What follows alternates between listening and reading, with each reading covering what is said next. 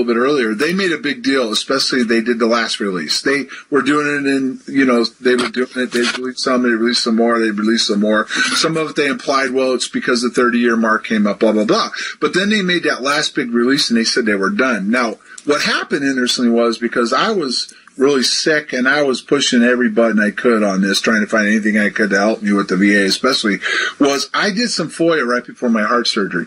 And I got back an amazing response. And the one thing I've noticed about the British is they seem, if you know what you're exactly looking for and you're asking questions, they won't necessarily try to cover it as much as the United States did. Because when we went after Rendlesham in the United States, and one of the things was the State Department admitted that they had documents on the incident, which most people don't know. Department of State handles everything overseas, and when they get involved, it's an international incident. And they admitted they were holding files, and they said they'd release them to us if the Air Force would clear it. But then when they had to contact the Air Force, when they did, the Air Force denied the files existed. So, back and said, well, does that mean they're still classified? You have to take that up with the Air Force, So obviously whatever the Air Force they had on the Air Force didn't want to release because it was classified. But you get into these MOD situation, they said they released them all. Then I caught them in a lie, and they openly admitted they were holding some files. And then they came out and said now they've admitted they're holding 18. Now this was early in 2014. And of those 18, 6 of them are policy files.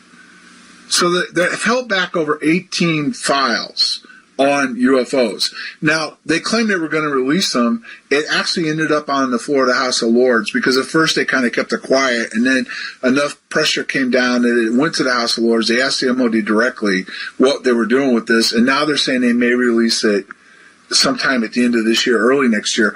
Now, what would take 3 years for them if they were, first they denied they had the files, then they got caught with them and they admitted it, but now it's taken them over 3 years to release them. What do you think they're doing from the intelligence standpoint? They're reviewing them.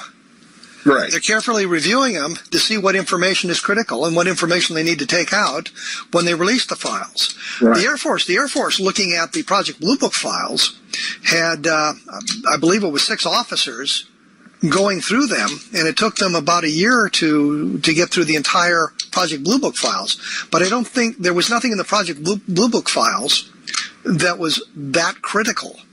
The really good stuff, according to Hynek and according to others, the really good information went somewhere else for investigation and analysis. And I would think if you're involved in looking at those files, it would depend on how thick those files are and what information they contain, and they may be looking to the classifying authority to see if they can declassify the files. In the United States, if you have a document that's classified and you want to release it publicly, you need to go to the classifying authority to get permission to downgrade the classification. And that actually came up after we returned to Iraq, because we had put together a unit history that contained a number of the briefings that we had done there. But the briefings were classified, and they thought we had violated the law by putting this information into the unit history. And they called me about it, and I said, but I was a classifying authority.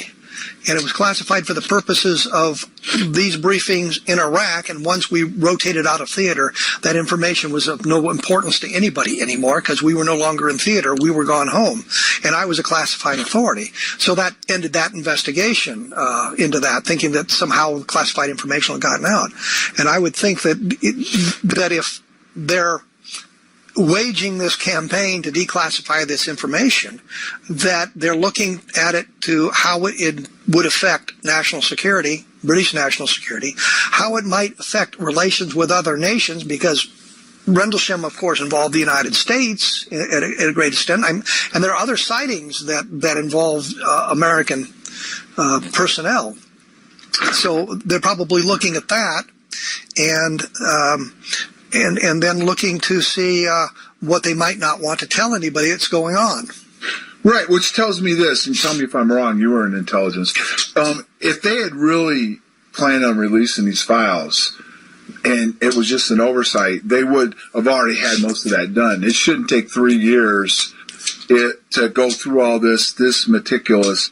and to take this long to do it if they ever probably were planning on releasing the files. Would that be a fair assumption? I would say that those files that they're looking at now were not part of the original dumps, and they knew that. The guys who were doing the reviews knew that these files won't be declassified, so they didn't even bother looking at them.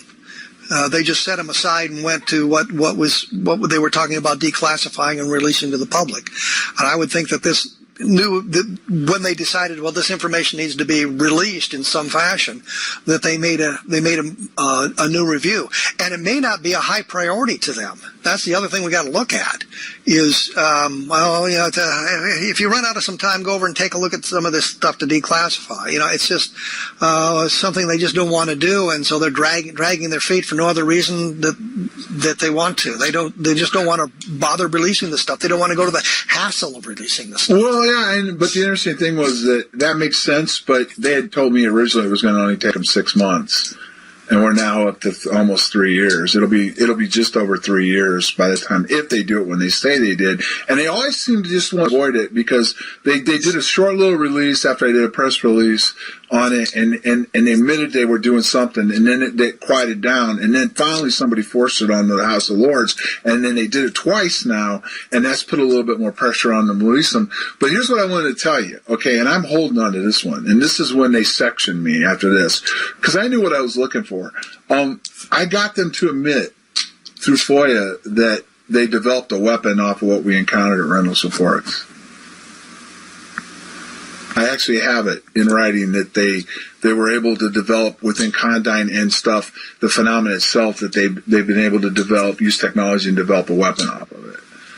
And most of it was blacked out, and it was blacked out under a patent through defense companies. But they did admit that they've developed a weapon off of this. And there would be your reason for them not releasing it into the public, right there.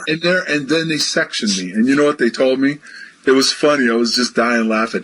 They said, we're doing no further correspondence with you until and after we release all these documents. We consider, we don't want to talk to you anymore about this because the more you push, the more you're finding out. So therefore, we're going to hold off talking to you any further. We will not even acknowledge that we received any more FOIA with you. And now we're up to almost the 3-year mark after that fact. But this is FOIA going into the British government? Yeah, this is going into the MOD, yes. Well, and the thing I've noticed in the last few years is that FOIA doesn't work very well in the United States either. No, it doesn't work at all. It used to be that they were required by law to respond to you within 10 working days. Well, right. But the response historically was a postcard saying, we have received your case. It is this number. We'll let you know when we find anything. And then it'd be 2 or 3 years before you'd hear anything. But the other thing, I think that if they drag it out long enough, they think people will lose interest. Right, right. Then they won't be required to release anything because people have lost interest and nobody cares anymore, so they can just keep quiet. Right. And so you have to keep going back. I'm still waiting on a FOIA request. Well, I was thinking of one that I made like 18 months ago, but I'm thinking of others that I made longer ago than that. And in fact, I did a FOIA request to the CIA about the agency that had tried to read the Ramey memo, the document that General Ramey's holding in his office about the Roswell case. And I sent a FOIA request to them and explained that there was a photograph taken in 1947. Your agency reviewed it in 1995. I would like, blah, blah, blah, blah.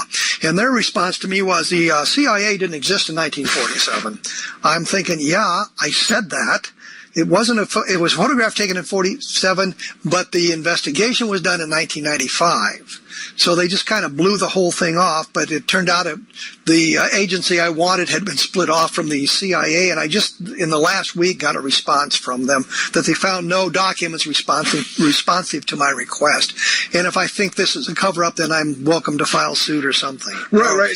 Glad you brought that up, because that's what I've run into myself. When this all went down with me getting sick and everything else, and a lot of things happened, a lot of strange things happened too, but one of the things that went on was they initially denied my request based on 2 things. And I don't know if you've heard this or not. They actually altered my DD Form 214. They actually said that I didn't come in the Air Force until 1982. I think you mentioned that when we were in Washington, D.C.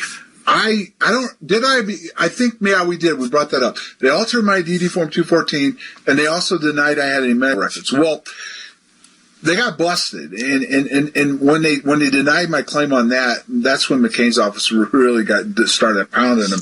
But one of the things was that a FOIA request was done through McCain, and they lied to McCain's office, and they didn't release a lot of this stuff. Now, I'm curious if you knew about this, because one of the things that we brought up in D.C., and McCain's office didn't know really, Kyle's office did, because a particular aide was working on different things. Were you aware of the classified records section, that anything that was classified the records would be held at, as far as medical and stuff? Yes. You were aware of that, okay. Yes. I actually told you, I think I told you or Jim, what agency to go to where the records might be held, based on some information I'd gotten from Special Forces soldiers. Yeah, you're right, it was Special Forces, but it's being kept from Congress. A lot of them don't even know that this exists. But the interesting thing was they denied it. They would never answer FOIA to McCain or to me whether or not that's where my records were, and eventually I finally got a letter from them when other stuff finally settled and IG complaints were filed and a bunch of stuff went on and they were busted, was basically, we're not going to comment on your records, we're not going to comment on this other FOIA you've asked, and if you want to pursue this further, you have to sue us. The wording I usually get is, if you think this is an error, you may appeal it, which boils down to basically the same thing. Well, no. We got that a lot. Yes. But this wasn't, they ruled on my case. They gave me all that. They sent me all that. But this was a one-page letter that I've got that said basically this. We consider the matter closed. If you want to pursue this further, you may take legal action.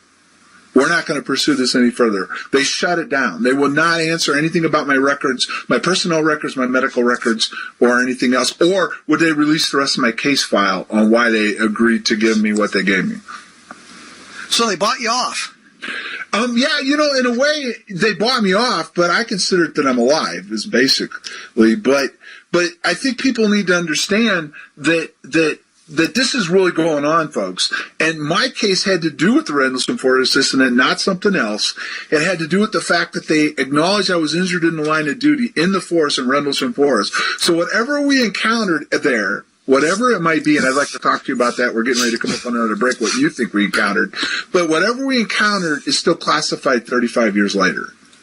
So on that note, when we come back, I'd like to talk to you a little bit more about Rendlesham, what you think about the whole case. So we'll do a break, and we'll be right back, folks. Thank you, John.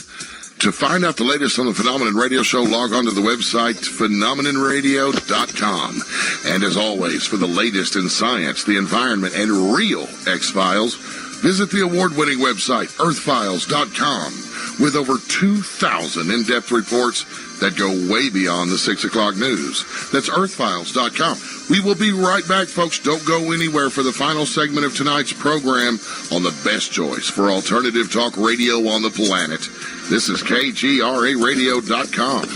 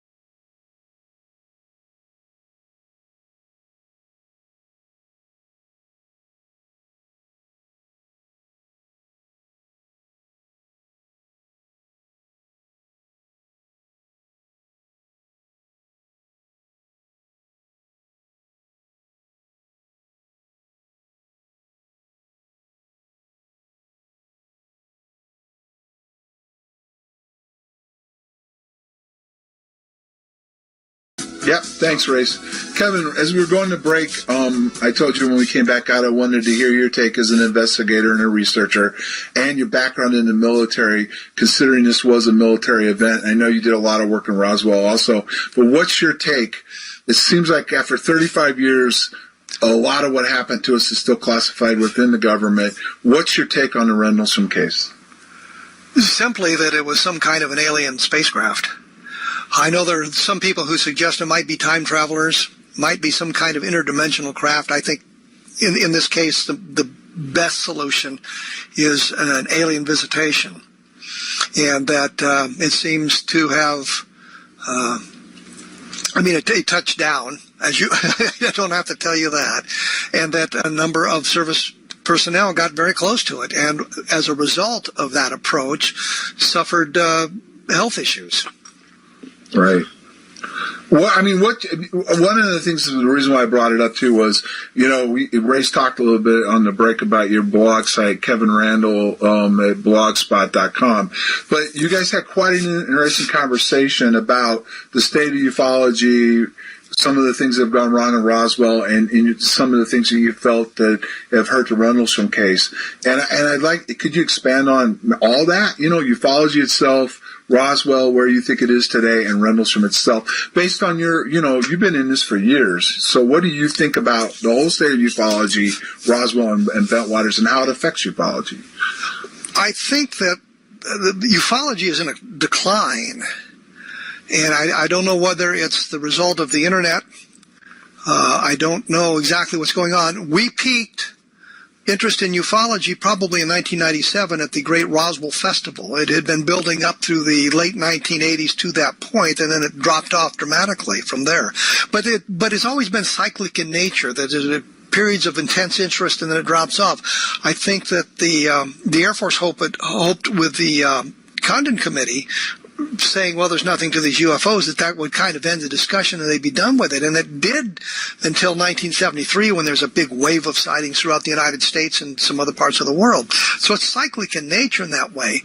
But where we are today, as we become more sophisticated, better educated, we are finding solutions to cases that seemed inexplicable decades ago. And I think specifically of the Charles Whitted sighting in 1948, where they both described a cigar-shaped craft with square windows along the side. And we think, well, this is a very good case. You got two airline pilots seeing this thing flash by their aircraft. And now many of us, not all, but many of us seem to think that what they saw was an extremely bright meteor as it was breaking up. And we have seen people, when we know what the object was, making descriptions of similar type objects with the square windows. And I put up on the blog, and I've done it a couple of times, pictures from of meteors breaking up, and it looks like a glowing cockpit in windows along the side. Especially if you only get a glimpse of it for a second or two, your mind kind of feels in the details.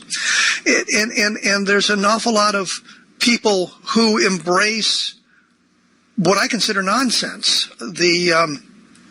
This nonsense about how all of us who were believed we deployed to the Middle East had really gone to Mars. I mean, people actually accept that, and I do not understand how it is. And you say, well, I was in the Middle East. I've got all this memorabilia from the Middle East.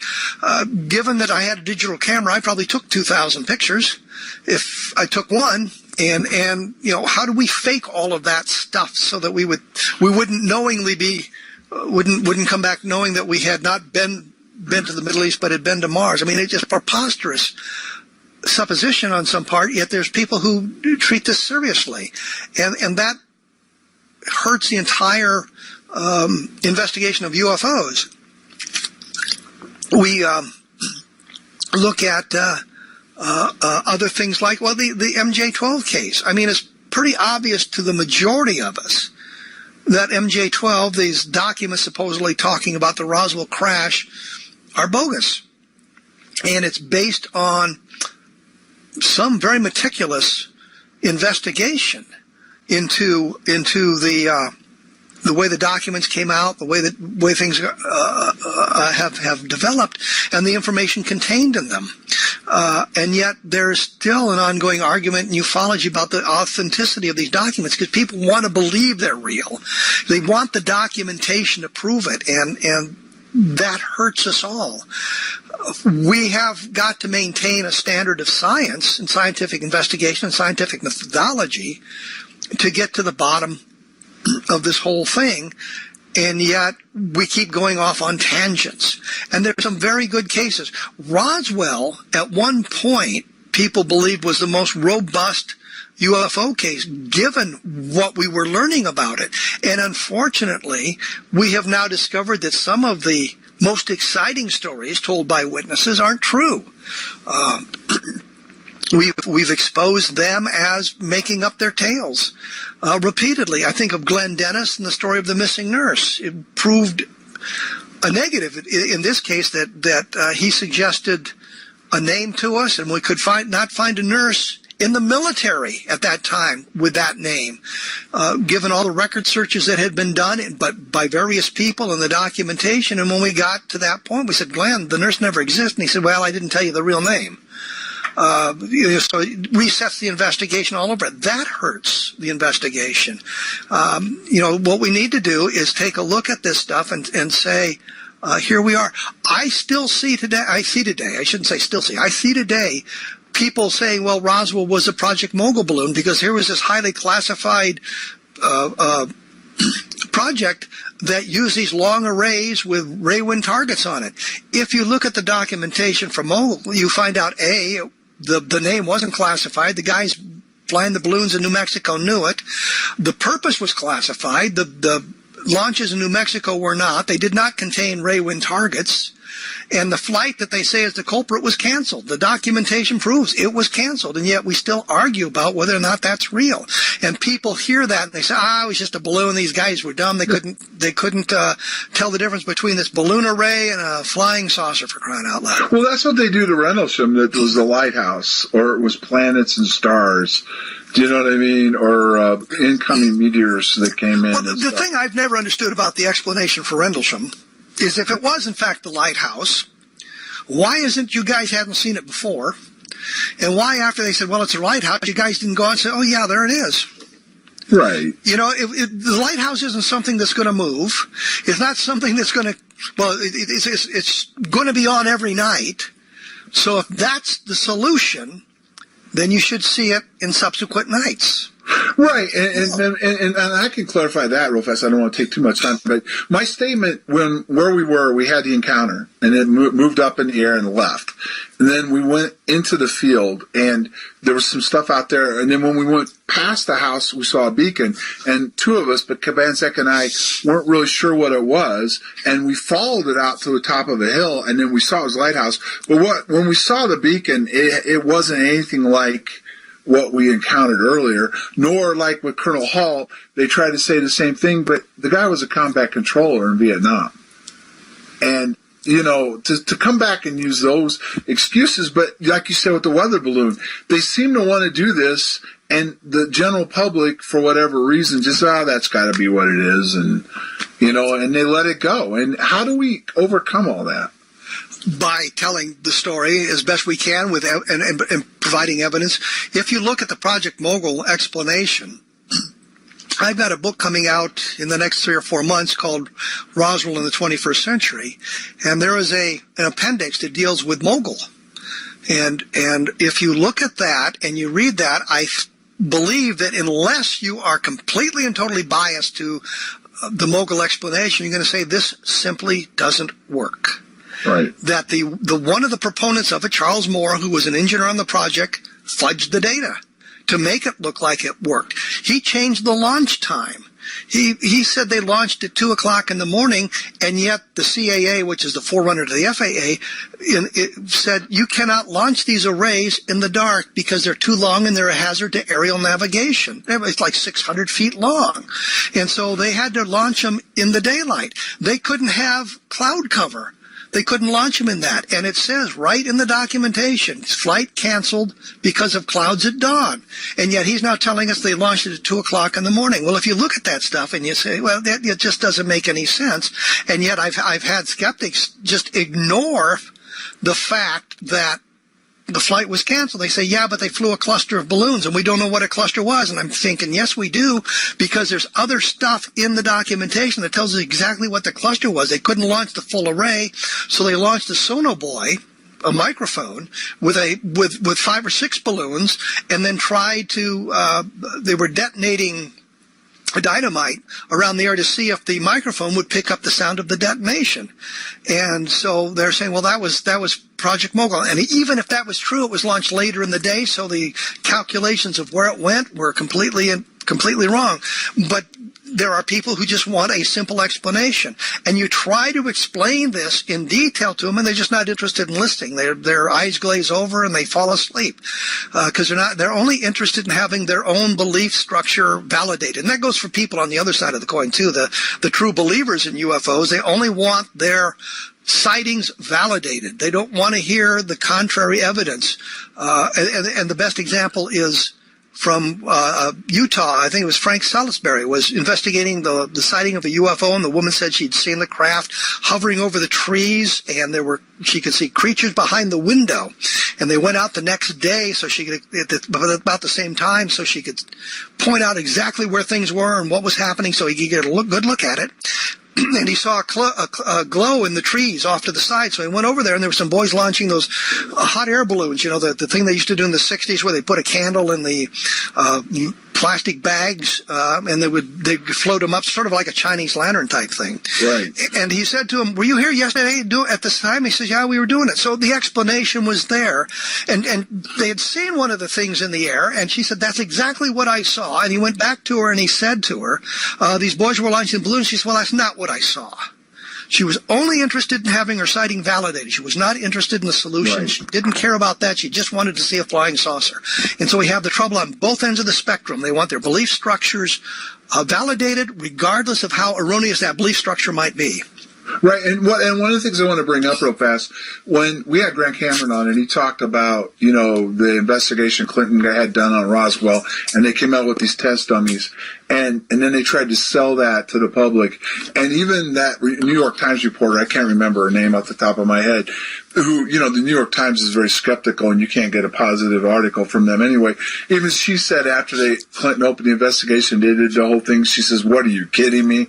What are they covering up? What are they hiding? This is not the truth, If you watch the press conference, when they released that anthropomorphic dummy explanation, right? If you watch the press conference, you see reporters didn't believe it. They weren't buying it. Well, why don't they follow up on it then? That's the good question. Why didn't they follow up on it? And now we're to the point where everybody saw they explained it as these anthropomorphic dummies. Now people accept that explanation, but you could see at the time the reporters in the room weren't buying it. Even the most skeptical of the reporters weren't buying it. Well, that was her. She wrote the article, and I saw it a couple years ago, and it was brought back up again. But she even says, what, are you kidding me? What are they trying to cover up? Which kind of leads to my next question with you, okay? There is a lot of good explanations for things, and people want to rationalize it, both negative and positive, and they want to just reinforce what they saw. But, here we've got, there's no doubt, and this is what I kind of want to ask you, there's no doubt there's a paper trail. It goes right up into what the British talked about in the 2000s with Condine. There's definitely something out there.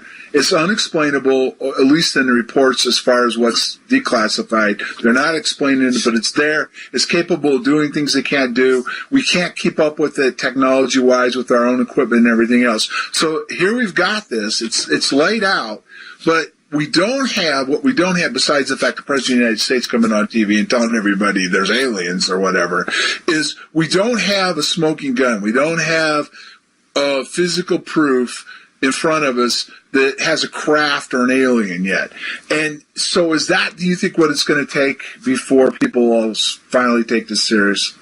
I think no matter, if the president comes out tomorrow and says, yes, UFOs are extraterrestrial spacecraft, there's going to be at least 10% of the population that's not going to believe it. No matter what he presents in the way of evidence, Even if he shows up, he's standing beside an alien body, if he's showing wreckage of the spacecraft that clearly is nothing made on Earth, there are going to be people say, well, it was made up in Hollywood. It's kind of the moon landing thing all over again. Well, we never went to the moon. It was all generated in a studio to fake people out. And there's always going to be people that are not going to accept the truth no matter what it is. And so I've always thought that the argument for disclosure fails because the United States government has no reason to release the information. They have no motivation to release the information. Well, do you think some of it is they're holding on to it just to hold a card over the world? Because like China once said, we'd be close second to releasing what we know if the United States ever would do it. So do you think some of it's just they're holding back whatever they have to make the other sides wonder what they have, and some of it they are using for military purposes? I think if we picked up a spacecraft in Roswell in 1947, and our thinking was, if we can decode this, if we can figure it out, we will take a huge step over our competitors in the world.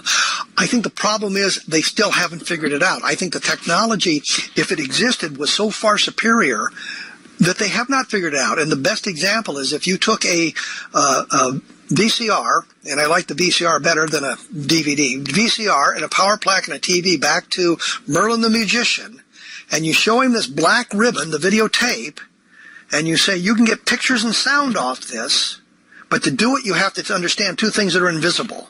He does not have the technological capability to figure that out. It just did not exist at that time. And I think the technology, if it was picked up at Roswell, if there's a technology that gets them here from there, it would be that kind of thing. We do not have the technology to understand it. As our technology grows, we apply that technology to see if we can figure it out, but I don't think we figured it out yet. And I think that's maybe one of the motivations for keeping it under wraps, is we're still trying to figure out exactly what it is and how it works. And do you think some of it is, too, they've got certain scientists that might be willing to help them, but they just don't trust them enough to bring them into the Black Crow program? In other words, they're not willing to open this up to, mainstream science, and there's some good people out there that might be able to put something together, and they just won't do it because they want to keep this locked down. Well, I think that Snowden and what's-his-face, Manning, pretty well proved that you can't trust the people. You just bring in the people. I mean, these guys were basically recruited. They weren't vetted all that well, and they just dumped literally hundreds of thousands of documents into the public arena, never thinking about the consequences. And I think that's a lesson that they've learned very well, that we have to be very careful with highly classified materials and keep access to it very, very limited. Otherwise, we're going to find it on WikiLeaks tomorrow. Right. And so I think while they might have, in the 50s and 60s, they might have been more open with what they have in the 21st century, they certainly aren't going to be that open because of that sort of thing. There's no longer a loyalty toward the government. And some of the things they've done, the government certainly doesn't deserve complete loyalty. But there's no loyalty to keeping the secret. There's no loyalty to what you're doing. It's what I think is best. Regardless of how ill-informed I am, it's what I think is best, and I'm going to do this. So they've got if there was a good research project, it's probably pretty much collapsed by this point. Right. And that's one of the things that some people say that work, Alexander Pope, they say, they're for open government, but they're not a whistleblower and they're not going to divulge classified secrets. But that also is a two-edged sword, because do they really know that much anyway, or they just use that to keep themselves viable in the public eye? I think it's about a 50-50 proposition. But unfortunately, we're running out of time, so I want to give you this last minute to talk about your upcoming book, where you might be next. Any shows you're coming on, and your website, if you would. Well, the blog is kevinrandall.blogspot.com, and the last posting I did was on Oak Island for all the people that are interested in that, what turns out to be pretty much nonsense now. Mostly we do a lot of Roswell stuff. We do a lot of UFO things, and we get a lot of discussion going on from various people around the world about what was going on, and that's a pretty good arena. The book I've got coming out in 3 or 4 months is called Roswell in the 21st Century, and it's sort of what I think of as a cold case investigation of Roswell, looking back at all the vast massive material that I collected. I've got like 4 file cabinets filled with Roswell material, plus dozens and dozens of audio tapes and videotapes of the witnesses, and looked at all of that stuff, trying to look at it with a more dispassionate eye to see where we might have gone wrong, where things are today in the Roswell case. And I've got right now I'm scheduled for one more radio program next I think Tuesday at 2:00, and nothing else really scheduled at the moment. So I'm just hanging around the house. All right. Well, Kevin, I definitely thank you for coming on. Folks, continue to follow him. He's done a lot of good work in the field, and he's really spent a lot of time on Roswell, and I suggest you get his new book. So thanks again, Kevin. Well, thank you. Appreciate the time.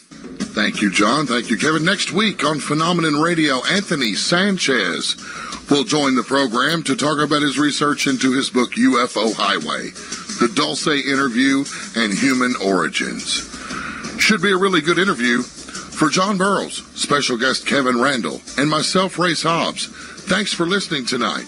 And stay tuned for 3 hours of Jimmy Church and Fade to Black Live. It's Fader Night, everyone. That means open lines all night. It's all right here on the station that brings you the very best in paranormal talk radio topics on the internet. You're listening to KGRAradio.com. We'll see you next week for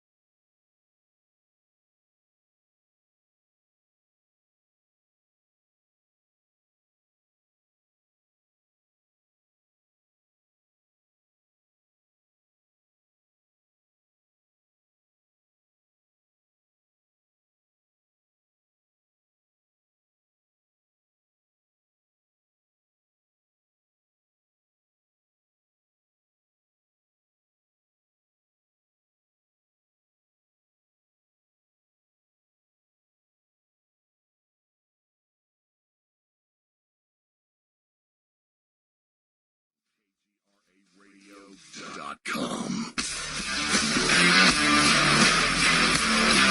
Here on KGRA Radio, welcome my friends to the Richard Dolan Show, where every week we fight the good fight. It's May 11th, 2015. So. The big hoopla about the so-called Roswell slides has turned out to be a fizzle, a dud. All that, not an alien body, a child mummy. Anyone who has followed my life this last week knows it has been filled with almost nothing, nothing but that.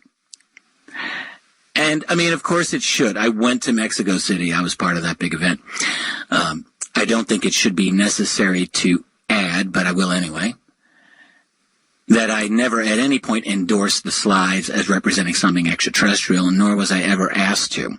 I did say they were compelling, and in fact I said that immediately after I saw them for the first time when I arrived in Mexico City, and immediately after I learned of the arguments that were put forth to support them. And, I have no problem saying that.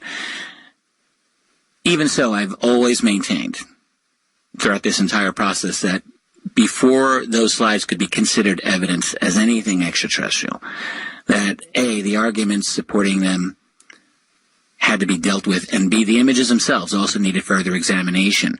In other words, what seemed like an initial consensus that was being put together by the people involved in the Roswell slide team, that is Jaime Maussan, Tom Schmidt, Don Schmidt, Tom Carey, and Adam Dew, they were always the core. That initial consensus that they tried to put together was only a start, and it needed further examination, needed outsiders to look into it. And the fact is, after those slides and the arguments were released, that is exactly what they got. I see that as a good thing. Now, having said that, I do think it's important for all of the people, and this includes myself, who were involved in the Mexico City event, simply to admit the slides show a child mummy. That means Jaime. That means Don. That means Tom Carey. That means Adam Dew. I really think they need to do that. I know that Tony Bragalia, who was not in Mexico City but was very prominent in discussing the legitimacy of the slides for quite some time, actually made an apology. And he said he was wrong, and Tony is a stand-up guy, and I respect him. A lot of people are not familiar with his work. I think over many years he's written a number of excellent articles. He doesn't try to put himself out there. He has a separate career. He tries to keep that separate.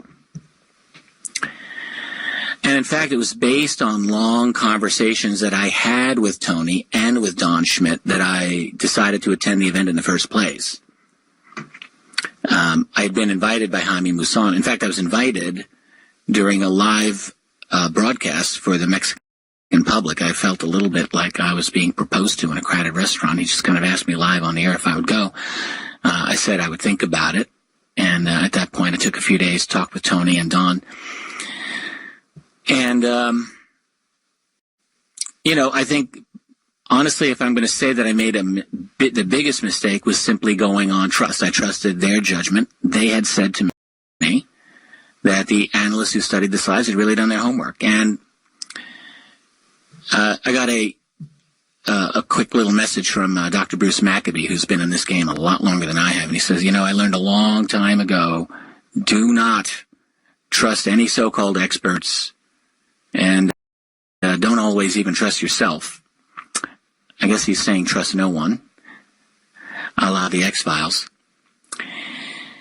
And the other thing was, anyone who's followed this knows that I was pretty much asked at the last minute, and I had not seen the slides, and I did ask to see them before I went down, and it just, maybe there was a trust issue, maybe they didn't want to send it, I don't know why. I don't think they were being deceptive, I really don't. But I went on trust, and look, it kind of backfired. And I have to say, after finally hearing the analyses, when I went to Mexico City before the event started, I have to say the analyses sounded pretty good to me. I'm not a physiologist.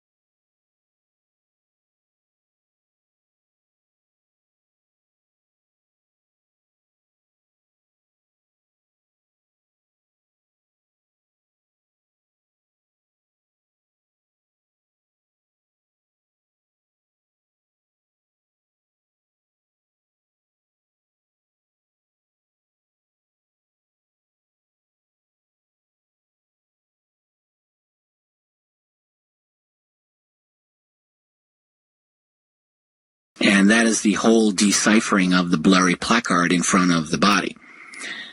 What I had been told explicitly by the slides teams was, and in fact this is what they reported in Mexico City, was that they sent the placard image to 4 sources in some quite prominent places, including, they told me, David Rudiak, who had analyzed the famous Ramey memo so successfully years before, and that no one could decipher the placard.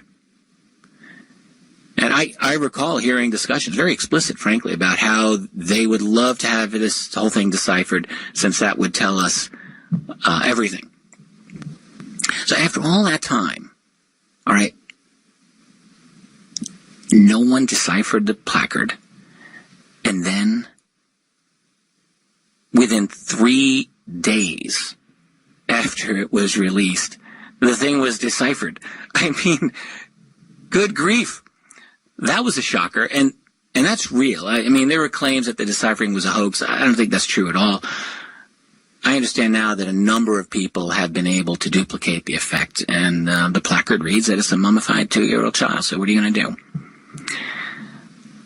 I think other things about the image were interesting. The head sure seemed a little long to me. Even now it seems a little long for a child mummy, but guess what? It's a child mummy, so there you go. But the thing is this, all right, this Mexican slide, the Roswell slide, is the news of the week for ufology, maybe news of the month for ufology. The good news, and there's definitely good news out of this, is that there is a large enough community out there, and this is proven this week, to verify data and claims of this sort. We really want that. I mean, it seemed messy, there seemed a lot of anger and a lot of vitriol. There has been what I called earlier this week on my Facebook wall a theological-like zeal for punishment, which I think is a little over the top. But the important thing is that the truth comes out. That's it. And it's also good that the controversy did not drag out for weeks or months. God, please not. I'm glad it got resolved. There's still more than enough mystery for us to investigate when we talk about UFOs. Now, I will add something that I also wrote somewhere, either on my website or on my Facebook earlier this week, which is simply that when you throw yourself into the public arena, it's very difficult to avoid controversies. I feel it's just part of life. It's part of my life, that's for sure. On a personal level, I try to manage through all the twists and turns as best I can. And there are only, there's a few things I can fall back on. One is doing my best, which is, often inadequate to the job at hand. That's just the fact. Second is being brave enough to speak my mind when I feel that I have the truth. Another is having the integrity to be candid and honest at all times, even if it disappoints some people. And finally, and this is really important, because it really is important for the community of researchers, and that is treating other people with respect and grace as much as I possibly can. I don't do any of those things perfectly. All I can do is give it my best shot. And at the end of the day, and at the end of one's life, that's all we've got. Now, I'm accompanied here by my wonderful producer, Race Hobbs, who Race and I have talked about this on and off over the week. And Race, I'm going to ask you, do you have any other thoughts on this whole matter? Well, my main concern really is the hatred factor that has been exposed in all this. The KGRA has always tried to be a media outlet that leans towards the positive in everything. There is so much negativity out there in this day and age that, it really reared its ugly head this week, and I really hate that it had to happen that way. A lot of people were truly, in my opinion, exposed for what they really are and what their intentions really are. 90% of the opinions that I saw expressed in social media were from people who couldn't bust a grape at a fruit fight, and attacking people in a heinous. That's expression. How do you come up with this stuff? Well, and attacking people so heinously like that is just uncalled for. There's ways to express the truth and your opinions, one way or the other. In a cordial, professional way, and it really weighs heavy on me when you see people go so viciously after folks. Yeah, I could not agree with you more about that. And in fact, I'm going to be coming back to that theme in the final segment of this show, so we can hold that thought. And it's important because there are a lot of people listening who are researchers in the UFO field, or may want to become researchers in the UFO field. And I have to think that they are looking at the whole unveiling of not the Roswell slides, but of basically the kind of a war that seems to have erupted as a result of it. And I'm sure some of them are wondering, God, do I really want to be part of this? So I want to speak to that in the final segment of the show, if they don't mind hanging on for that. I do think, that, as I said earlier, the people who have been involved, need as much as possible to make a clean statement about it. The thing for me, and here's the thing, that it's not always easy to do. Like when you put yourself in a public space and you have a public position, it's totally different from being in the private realm. It's a completely different thing. And especially if you're in the private realm and you're kind of anonymous, no one really cares if you want to change your opinion. It doesn't matter. If you're public, if everyone knows your face, if everyone knows your name, if everyone knows your reputation, and you put yourself in a certain spot out there, the danger is that you become, like, you develop this feeling that you have to maintain a certain position. Yeah. And that's a really bad place to be. Yeah, yeah. When this whole thing started to, immediately unravel, I saw what I felt like I should have seen earlier, but better late than never. I saw that, you know what, this is before the deciphering of the placard. I'd written, I was writing feverishly during the whole immediate aftermath of this, and I realized this is not an alien. This is not an ET at all. And so I had said so. And in fact, before I posted anything publicly, I actually wrote privately to Jaime, Don, Tom, and Adam. And I don't think I mentioned this to anyone, but I informed them that I was about to do this. I said, guys, this is really not the correct side of the fence.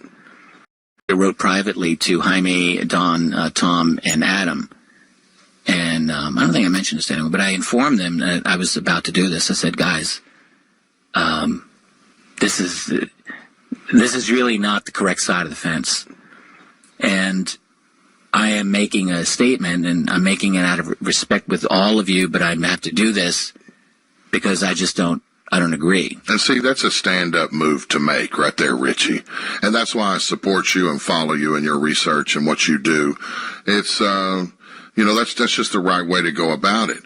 And I agree with you. You just have to admit when you're wrong. That's right. Exactly. I just saw in the chat room, on the Grayling report before your show, a great researcher, and whom is still in the chat room, just made a comment for what it's worth. He said, for what it's worth, I can understand your position, Rich. Red Pill Junkie had mentioned in the chat room earlier that Jaime has recently said, I think to some extent, the placard doesn't matter, it's the body.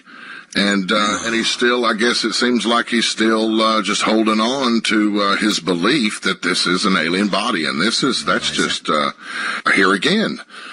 Anyone going into this, Richard, thinking that this was going to solve the mystery was foolhardy to begin with. This was not a smoking gun. We were all waiting for it at the presentation. I was really hoping that at that presentation they were going to present something from that placard maybe that said this was recovered from some sort of anomalous crash in the desert in 1947 or something. But none of that ever came. But in regards to what all these people complaining about, they were hustling money and they hustled all these people. Chase Kletzky was sweet enough, and my big sister, taking care of her little brother, bought me a ticket to the presentation to watch, and she and I watched it together on Skype, as a matter of fact, for the most part. Oh, that's wow, cool. And during that, if I had spent $15 to watch this, I would not be upset about spending the money. I wanted to be there, and Chase got me as close to being there as I could without, and I've spent more money at movie theaters seeing crappy movies than, what it would have cost to watch this online. So, and most of the people probably that were complaining about the fee probably didn't even spend the money for the, for the stream. My take on this, for what it is worth, because I was there, and this is something I feel that I can report accurately. And by the way, I have a lot of respect for Red Pill Junkie. That piece of information about Jaime, I would like for him to, just recognize what we're dealing with, and hopefully at some point he will. But I have to say, having spent several days down there with all of those people and really having long conversations with every one of them, I will never believe that they were involved in intentional deception. I do not believe it. don't believe it. Now, maybe this is part of my nice, trusting nature, which it is. I do have something of a trusting nature when it comes to my personal interactions. Of course. I think that I do, but I really, like, for example, I mentioned Tom Carey, I think to someone earlier this week, and Tom, I don't think people really understand. Tom Carey could not be a smooth operator if he wanted to be. He's in his 70s. He's very set in his ways. He'd be the first to tell you this. He's a really nice guy. And I think he's been married for almost 50 years. He's just like, he does his research. And he doesn't do really a whole lot else. And he's just a very kind of solid guy, in my view. Don Schmidt struck me as absolutely sincerely believing that the slides represented an alien body, as did Tom. They both believed that, I think, very strongly. Jaime Maussan believed it, I think, very strongly. Adam Dew certainly was, strongly promoting that also. Now, I have not really known Adam anywhere nearly as long as the other three gentlemen. And so I don't want to speak one way or another about anyone, but I will say that when I was down there, I had a number of conversations with Adam, and I liked him. I mean, I thought he was a very intelligent guy and a good guy who seemed to be very, very open. That's the most that I can say. I will just never believe that there was intentional deception by the primary researchers who were involved in this. I think they were very mistaken. And I'm kind of mystified. I mean, I have to say, I'm mystified that the placard was not deciphered. That's it, Rich. That's why I've got to chime in here. I'm the same when it comes to wanting to lean more towards the trust and just believe that they somehow missed it. But to me, when you write books and you do research on all this stuff and you've been in the field such as these guys have, how in the hell did you miss that?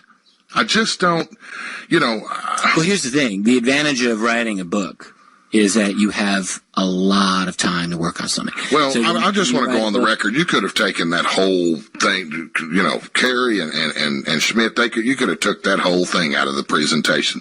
I didn't get one bit out of that other than book promotion. The real fact of the matter is just looking at the slides itself, the way the scan is, I just don't see how they couldn't read that at the top of the slide. Of the placard. I just don't see how they missed it. I just don't.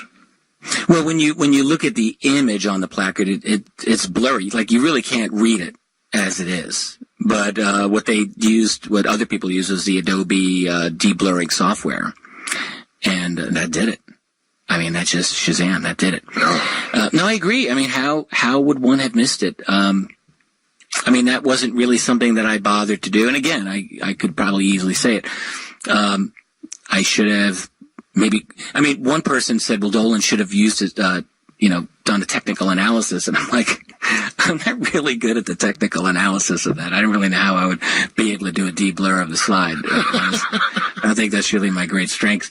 But didn't you tell me that you were told that the guy that did the Raimi, yeah, that was David Rudiak, yeah. Rudiak, yeah. You were told that Rudiak not just took a look him. at this. 3 other sources, one of whom was at the Pentagon, supposedly, and the other 2 who were also apparently really good. 4 people, according to the guys, failed to do it. So that's why I was actually astonished. Yeah, see, anybody that says Rudiak took a look at this and could not clear it up, that's I would almost just have to write off that part of it and continue on, because we know that he's solid. We know he knows what he's doing. He did such great work on the Raimi picture.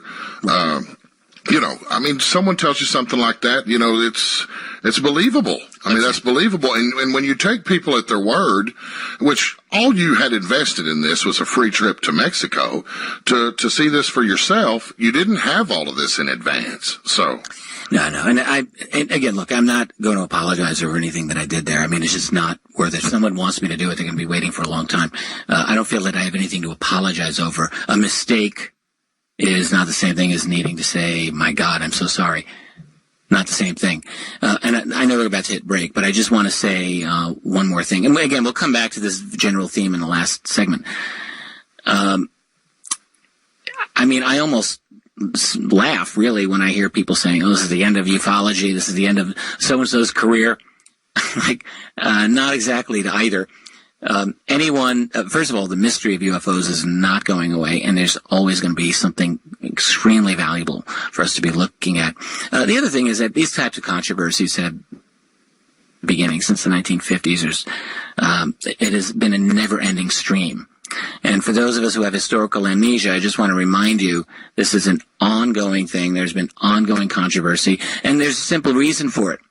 The reason is that we're dealing with an intensely profound mystery, which on top of that is layers of government. And we're just kind of grappling around in the dark to understand this. And when you go in and sometimes you take a chance, you're not always going to be right. That's just the way it is. So when that happens, you just deal with it. And you dust yourself off, you get back up, and you just go out there again. And it's not the end of the world. It's not the end of the world for ufology. It's certainly not the end of the world for me. I have every intention of doing a lot of more interesting things for the rest of this year and beyond. But anyway, I know we're heading down toward the bottom of the hour, so let us take a very quick break. I am Richard Dolan. I'm here with my producer, Race Hobbs. This is the Richard Dolan Show on KGRA. I have some very interesting things, political but still controversial, when we come back. I don't care.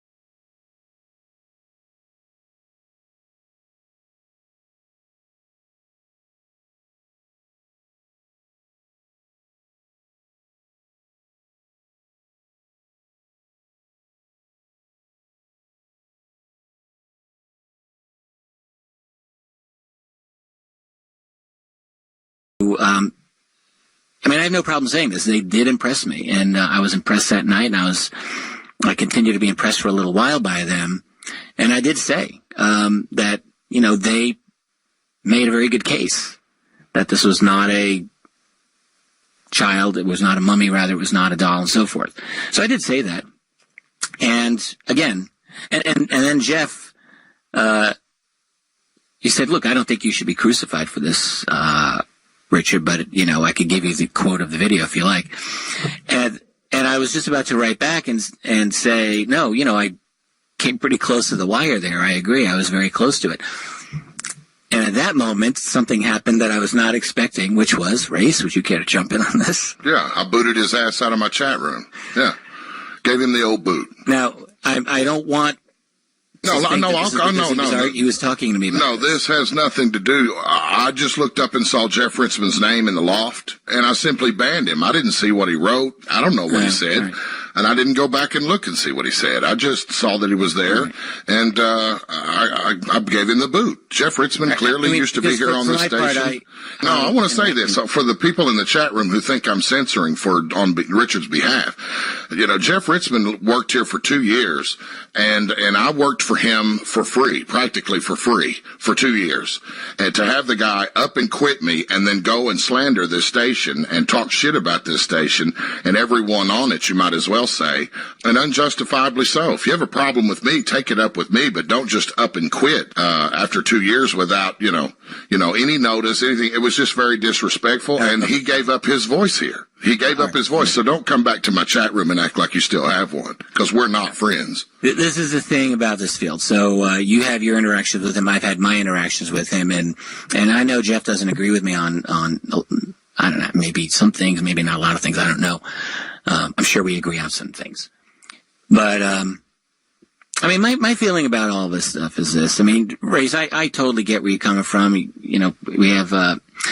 develop animosities and this and that. And my attitude has always been, I don't want to do that with people, even researchers who I've really had strong disagreements with, because throughout my entire life, I've been wrong about certain things. And for me to,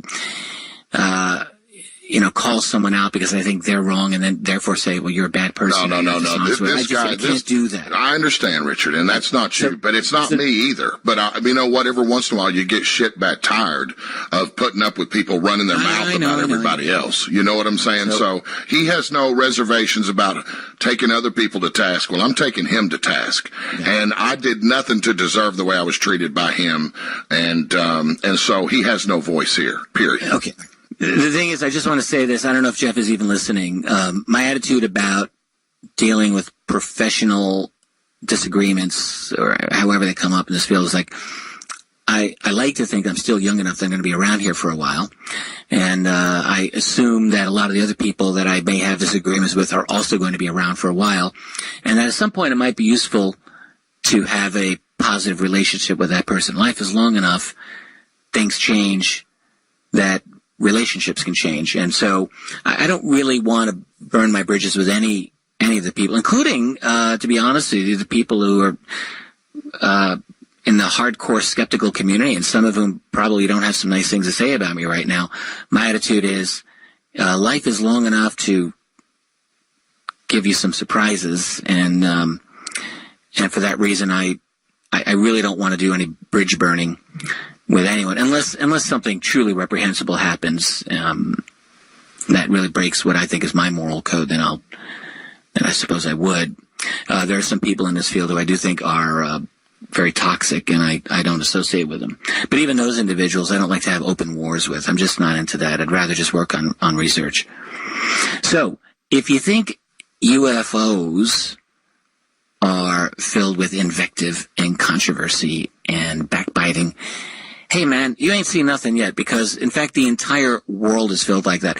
I remember, about 1,000 years ago, back in the 1980s, when I was studying, this is under Gorbachev when he was running Russia, Soviet Union.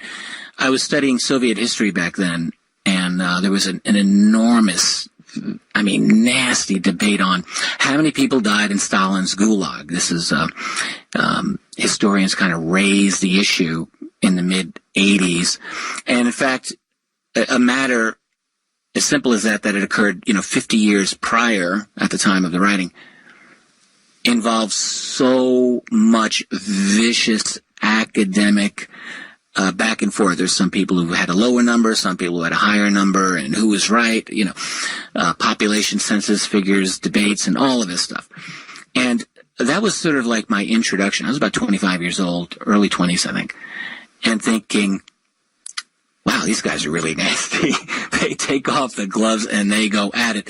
And really what you find is that in just about any field of endeavor out there, any field of intellectual endeavor, you're going to find people, this is how it is. And honestly, it's almost unavoidable. If you want a free society, you're going to have dissent. You're going to have differing opinions. And if you don't allow differing opinions to exist, then you have totalitarianism. And I certainly don't agree with that. You have to have disagreement. You ought to check out sports radio. It's murder. Absolutely. So another area where there's been and I just want to put, this is a piece of news, and this is switching gears a little bit, but it's really quite fascinating. In the political field, I just read an article today, it just came out today, I think, by Seymour Hersh, one of the most famous mainstream journalists in the world.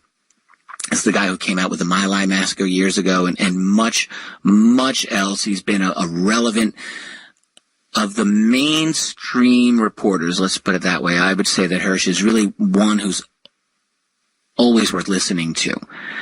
And, it was Seymour Hersh back, I think, in 2007 who first alerted the journalistic world that, some of the policies that George W. Bush was undertaking in the Middle East seemed to be aiding and abetting al-Qaeda operatives in the Middle East. And in fact, he was absolutely right. And that is a policy, in fact, that has continued through the Obama years and has continued to this very day. Well, Hersh has just published another piece today in, the London Book Review. And I read it. It's a long piece. And in fact, what I'll do is I'm going to put the link in for the folks in the chat room. I think this is the main article, and if this isn't the main one, then it links to Hersh's article.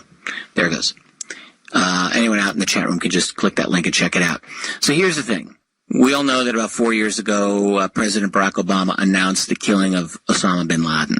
One of the big moments of his administration. I remember watching this. In fact, I was at yet another conference at the time. I was at a bar, and the TV was on, and I listened to the whole thing, and I was just kind of thunderstruck. And then Obama, after he said bin Laden was killed, and I think, did he say at the speech that the body was disposed of, burial at sea? I think he did. And he turned around and he just walked away from the camera, and I thought, what the hell did I just watch? I mean, it just seemed so surreal.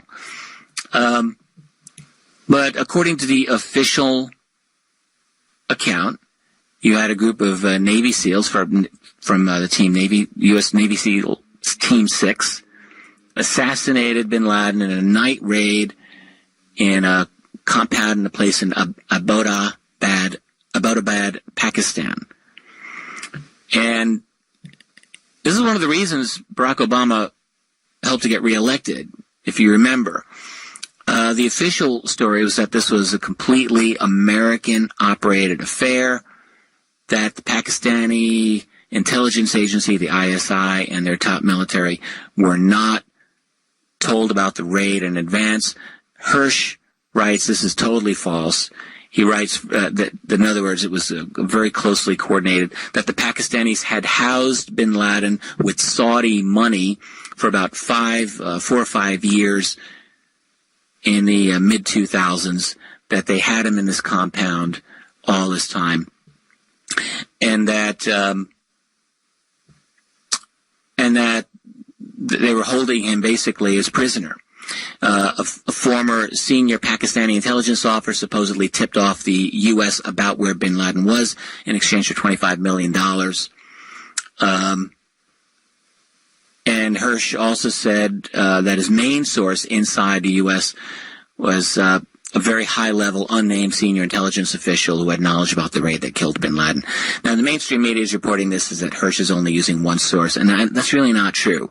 He's got one source that he's talking about, and he talked about two other longtime consultants to Special Operations Command in the U.S.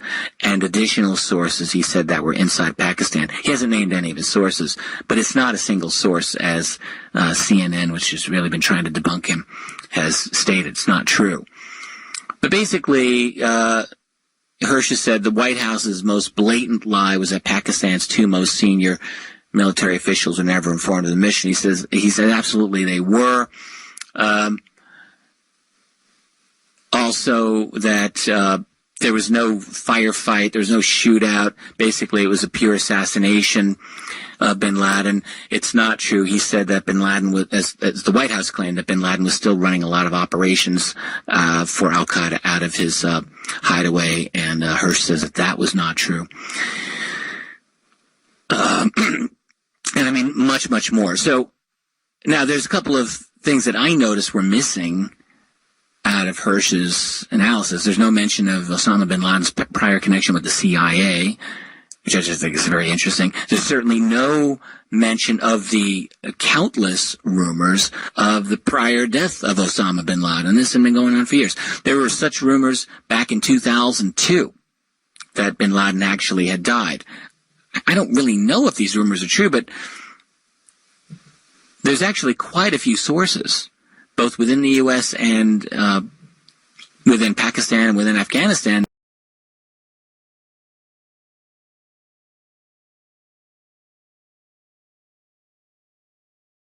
Hey guys, welcome to everybody that's joining us. We're going to go pretty late tonight, being that the viewing conditions are pretty good. We haven't been able to do much this month because of the weather, so yeah, we're going to dive into some craters and see how close we can get. We've got a lot of areas that we've been kind of focusing on and want to keep an eye on, so we'll be doing that throughout the night. Feel free to chat it up like you've been doing. If you have any questions, there's more than enough people here that know the answers to a lot of stuff. So, man, Paul is doing an excellent job tonight, but he's getting me a little dizzy with how fast he's going. I think he wants to capture it all as much in as little time as he can. It's not very often that we get to bust out the big scope on a night like this. Ohio, he's using an Orion deep space imaging cam. That's the one that he uses. It's a really expensive camera. I know I wouldn't want to buy it. I think when we talked about it, it was about $1,600, I believe, and that's with a 1080p max. I think the 4K one is over $3,000, as far as I remember. Don't quote me on that, but I think that's what it was. So yeah, chat it up. Welcome everybody. We'll be going for a while, and as I said, pretty soon we're going to start really going in really close to these craters and see what we can come up with.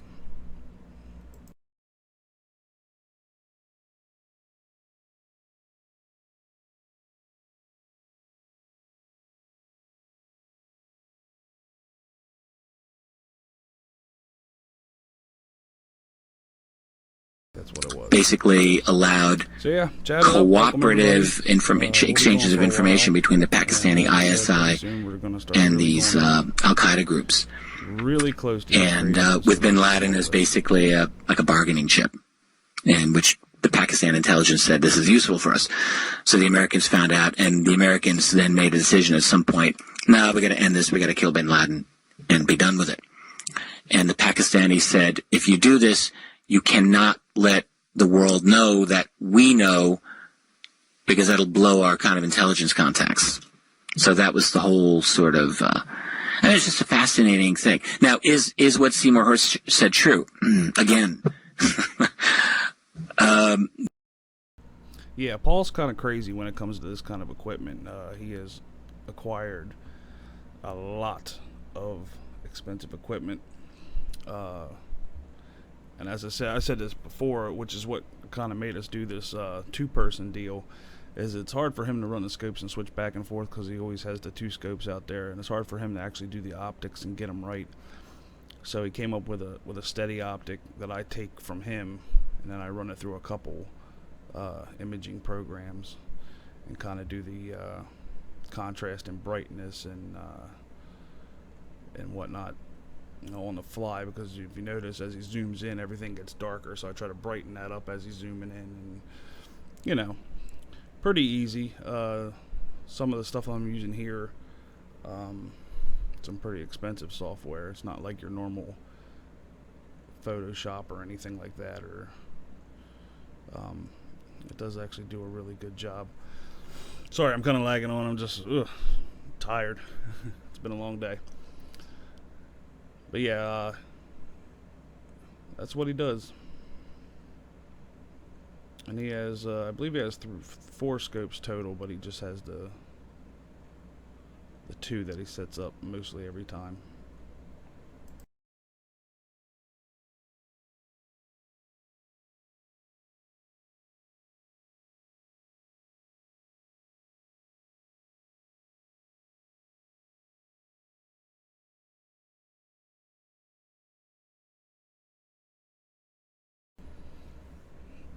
Yeah, I'm pretty sure most of you guys are subscribed to Chris over Take Back Space TV. If you don't, just click on his name there and it'll take you over to the channel. Or Chris, you can go ahead and post a link to the channel if you're streaming it. Let's see. I didn't see anywhere where you said you were actually streaming it. But if you are, feel free to post a link. Ohio, too, if you got some footage from the night you want to share, just let me know. I'll be able to post a link for you so people can check it out.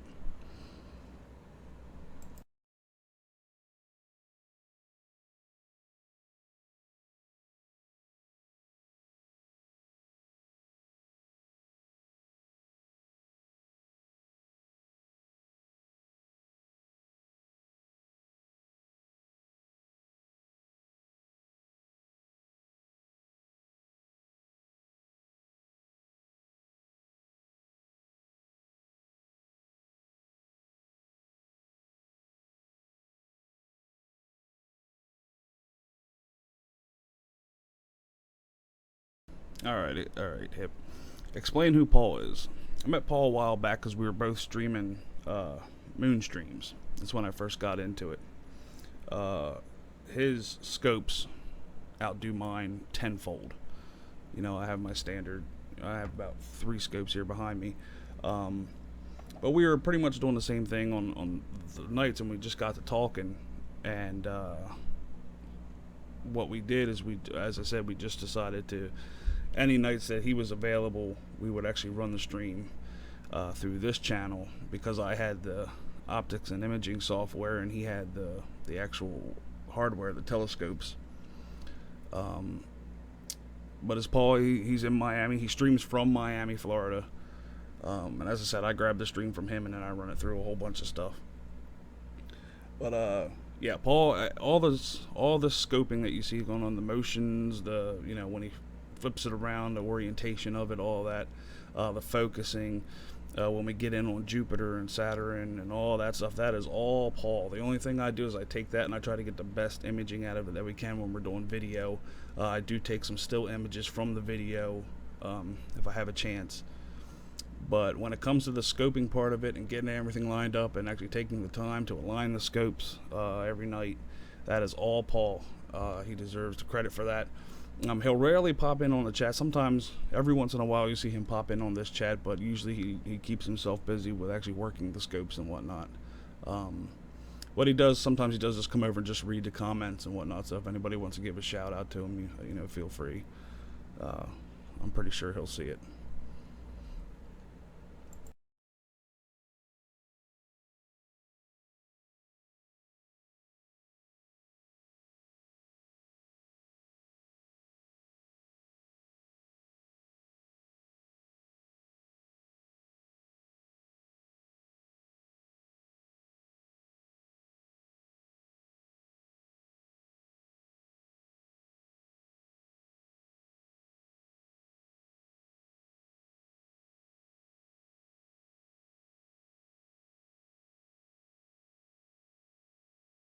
Oh, and don't let any of this scientific mumbo-jumbo fool you.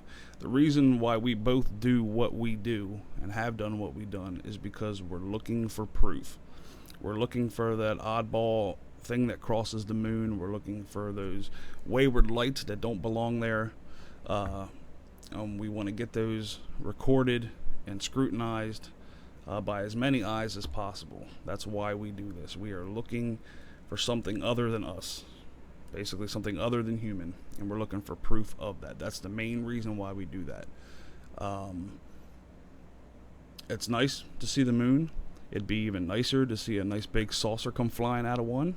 It hasn't happened yet, but we do keep a skeptic's point of view, where everything has to be scrutinized, very much so, before we'll go out on a limb and say, wow, that's definitely unexplainable. We will cross-reference with stellarium for satellites, for the ISS, for any of the reconnaissance orbiters. So, that's why we do this. That's why we're so passionate about it, because we figure the more time that we have with eyes on the moon, the better chance we have of seeing it and capturing something. And we also would like to get one of the maybe a meteor impact on the moon's surface at some time, which is insane to even think about, because I don't even think NASA has caught that, an actual live impact on the moon. Now, obviously, if we caught one, it wouldn't be big by any means, but with the amount of magnification we have and the size of the scope that we have to work with and the optics that we have to work with, we have a just as good a chance as NASA does as catching something happening one night. So let's hope if there is anything out there, they slip up one night and we catch them. Keep your fingers crossed.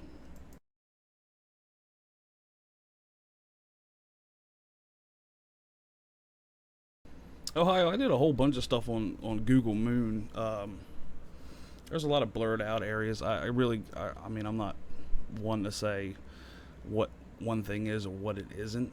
I know I can take a lot of the blurred out areas on the moon, especially the side facing us, of course, and look at it through this telescope here, and there's nothing really weird about it, or and I just have to almost write it up to being something wrong either with the image that they got from NASA or JPL or a mess up at actual Google, unless there was something there on the day that they actually took the picture. But I don't know, there's all kinds of crazy, there's crazy stuff going on other planets, and I don't think we know the half of what goes on, or what is going on, I should say.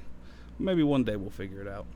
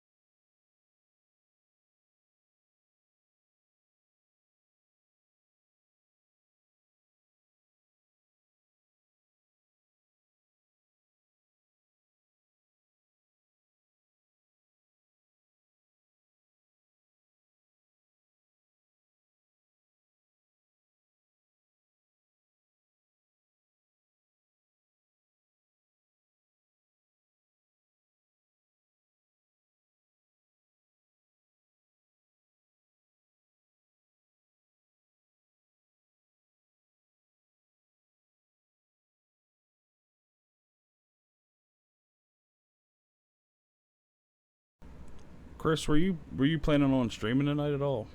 Or were you just kind of filming to make a video tomorrow or something?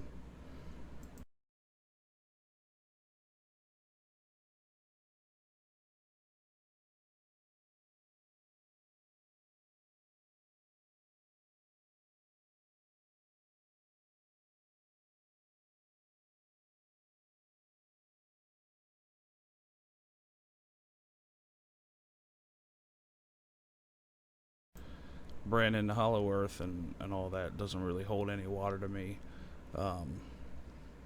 I don't know. I'll be glad if they prove me wrong, but to me personally, it doesn't mean anything. It's just another theory out there with no factual basis to back it up, in my eyes. But that's just me.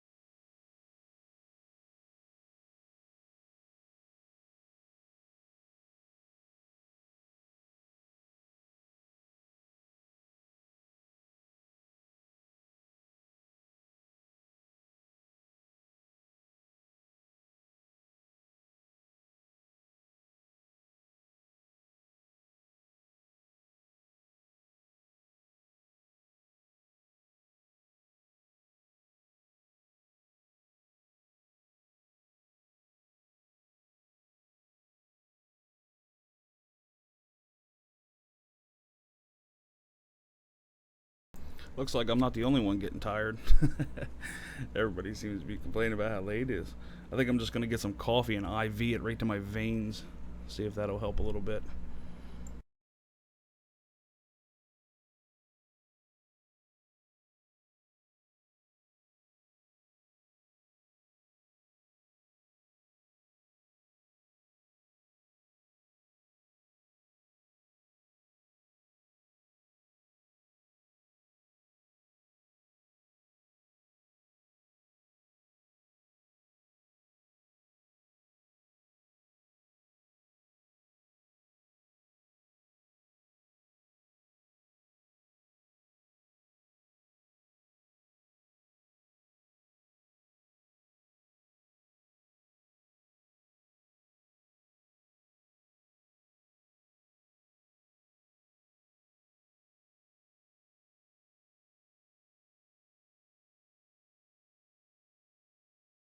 Yeah, Chris, if you want to do a live stream of a wide shot, I'll handle the close-ups.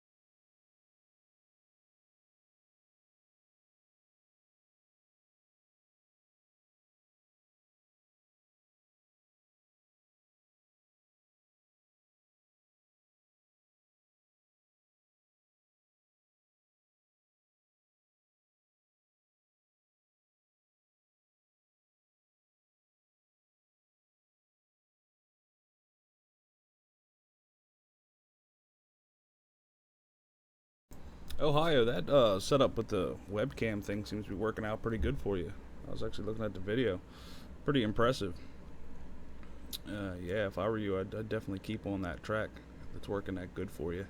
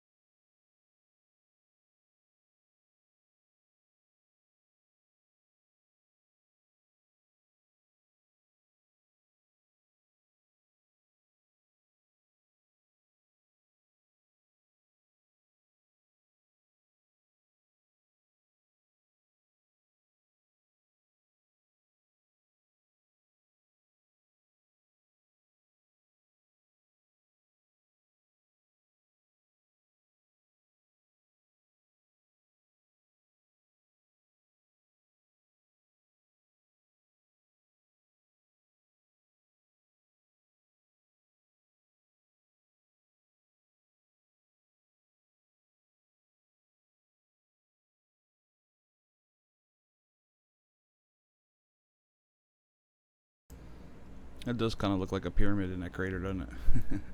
When you see it from this far away. Kind of looks like it has that pyramid shape.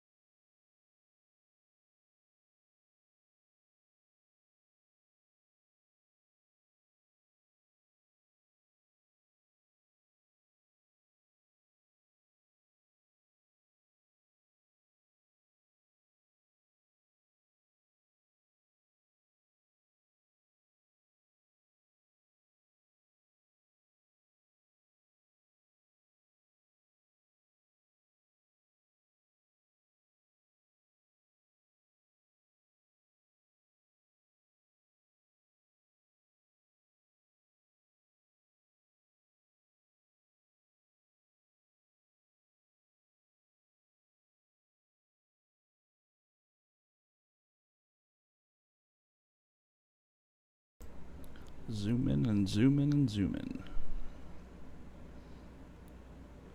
If we go a little too far, then the atmospheric distortion gets a little crazy and it kind of takes away from it. We still got to wait till it gets straight up. Once it's straight up above them, the moon that is, it'd be the best time to shoot the craters.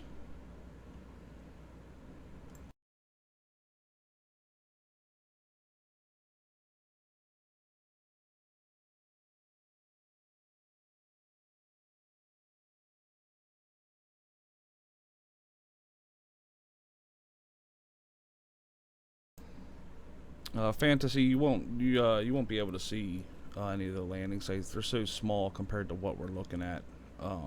You'd never be able to see it with a ground-based telescope.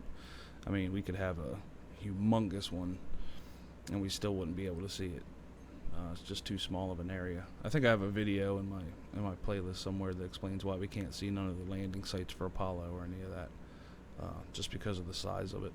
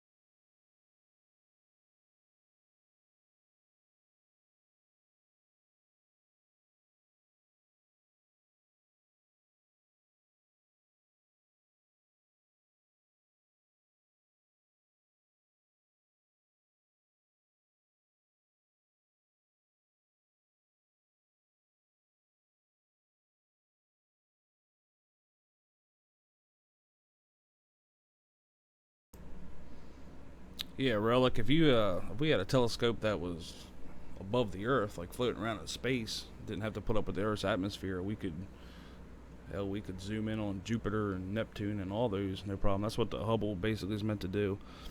And when they finally launched the next era of telescopes, which is the Webb telescope, it's going to be going up there. It's going to give us views we could only dream of. That one's going to be probably 3 times the size of what Hubble is. It's going to be absolutely awesome, and it's going to take me a lot of hours to go through all the images coming back off of that thing. And then, of course, you got the extremely large telescope over in England that's being built right now. It's a ground-based telescope. It should be able to see a good amount of stuff. but it has a lot of laser correcting for atmospheric conditions and stuff like that, so they don't have to worry about the wobble that us amateurs do.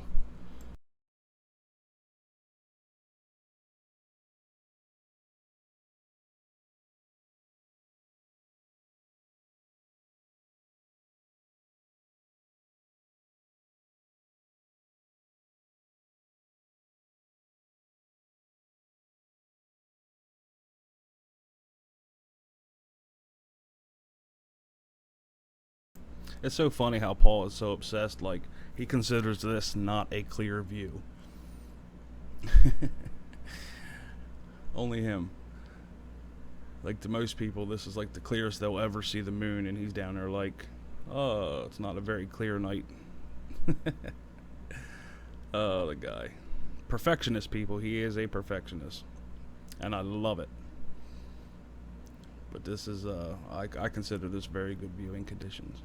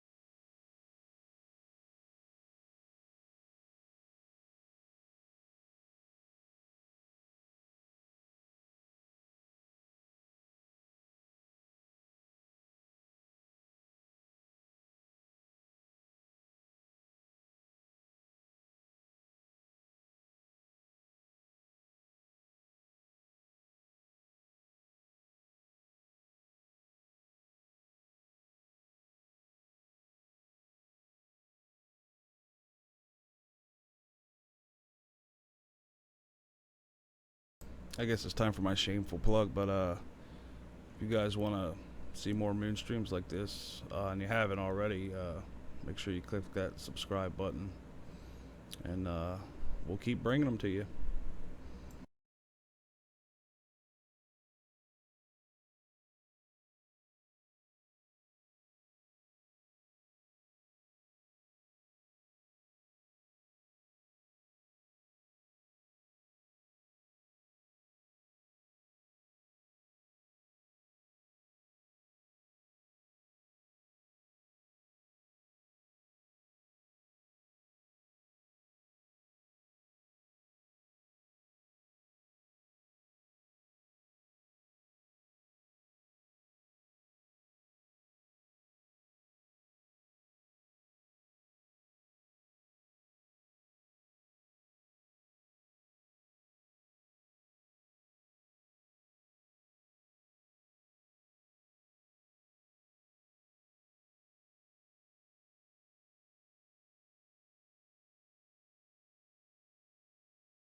Oh, and just so you guys know, if we're looking for stuff in craters as well, um, it might be a little bit harder to see. We're not going to see something sitting there that's the size of a crater, because just like the crater that's on screen right now, that thing's probably about 20, 25 miles across. So we're looking for like little things in them craters that maybe, if you look too fast, you'd glance over them. Um, they're not going to be the size of the crater unless we get really lucky. But we're looking for smaller things, little peaks of light, and where there should be shade inside these craters and whatnot. Just as an FYI.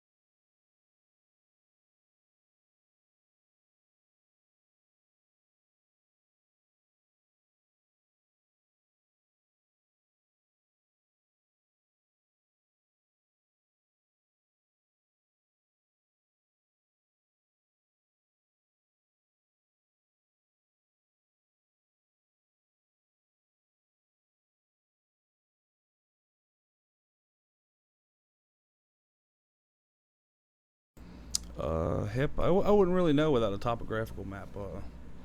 What actually the heights are, because I don't know what their base of measurement is. Like, you know how ours on Earth is the ocean, like ocean level.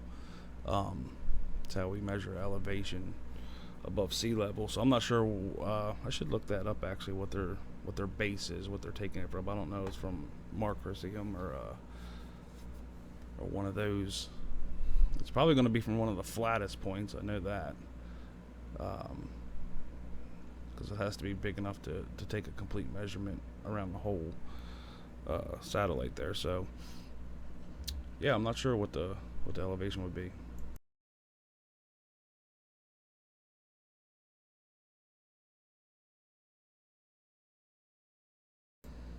If you were to think about it, right now, if you take the whole screen that you're looking at, that's probably almost 200 to 300 miles across, if I had to take a wild guess.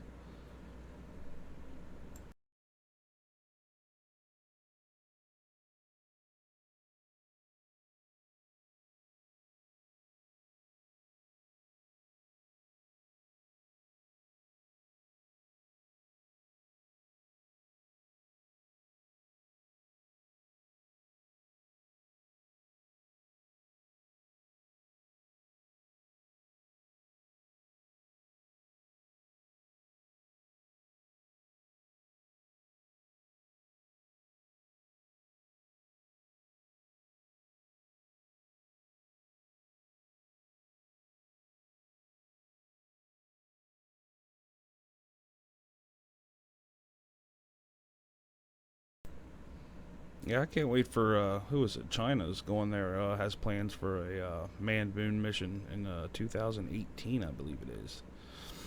So I can't wait for that. They're definitely going to do it before we are, unless we get in another space race and try to rush it to get back there before China does. If we have to clean up some stuff, if you know what I mean, before anybody else gets there. But yeah, I think China's going to be the first one to go, unless we get our shit together and get NASA funded, or because I know they're doing a lot of contracting with SpaceX and whatnot. So there's a lot more contractors in the game today than there have been. So yeah, it's China's gonna beat it to us this time.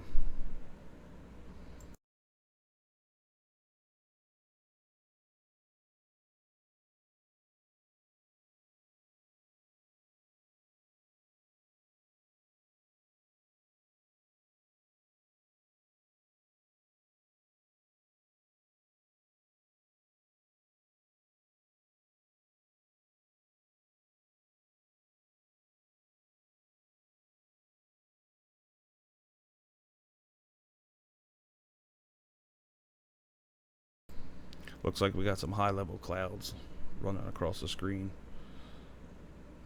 He might hold off with zooming just until they pass.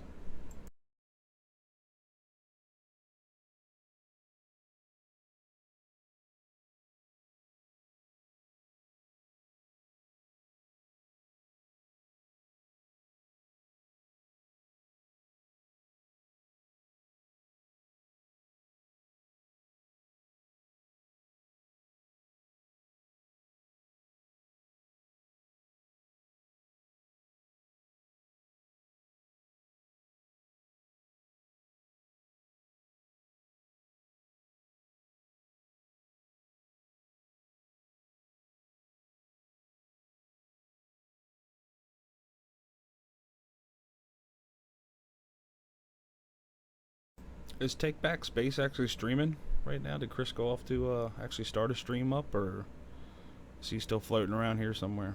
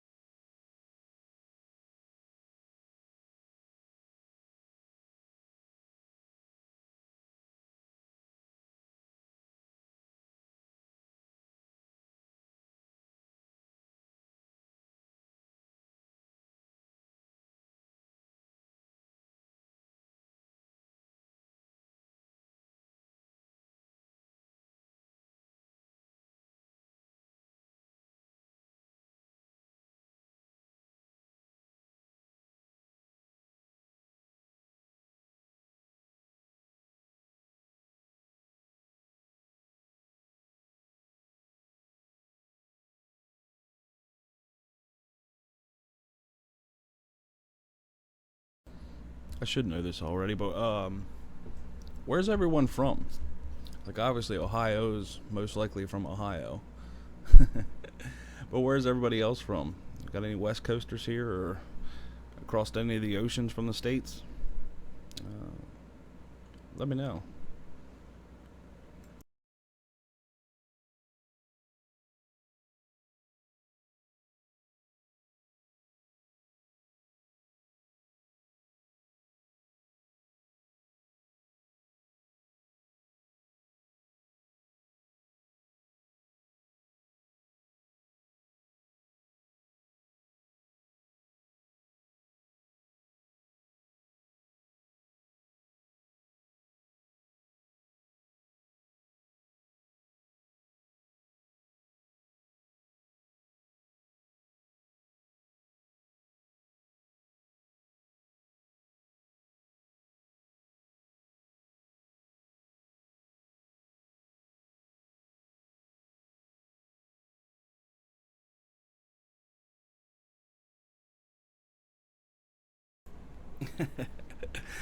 Chris has been on for like 10 minutes and already like doubled our viewership. That's good. More eyes, the better.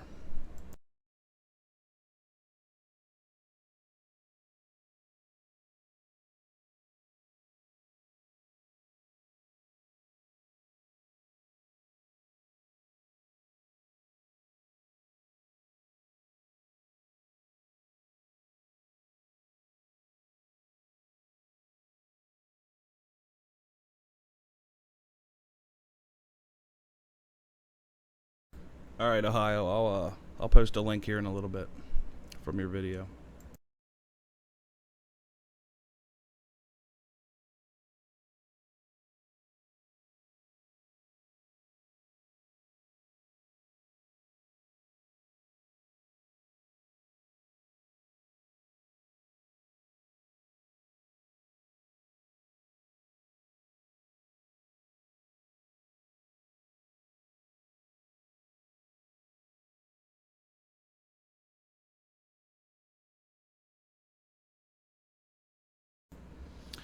You guys want to listen to Take Back Space's channel for your audio, or do you want me to go back to Richard Dolan again, or what do you guys want to do?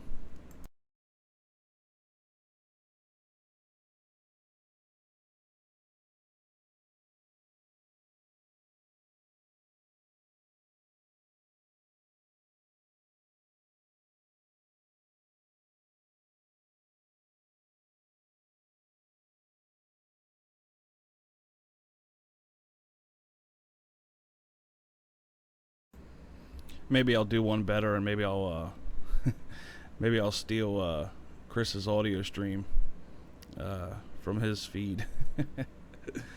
See if he notices. Maybe I should ask him first, though.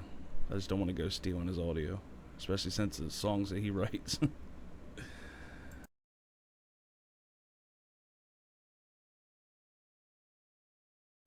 Fantasy, I am in Pennsylvania. Paul is in Miami, Florida.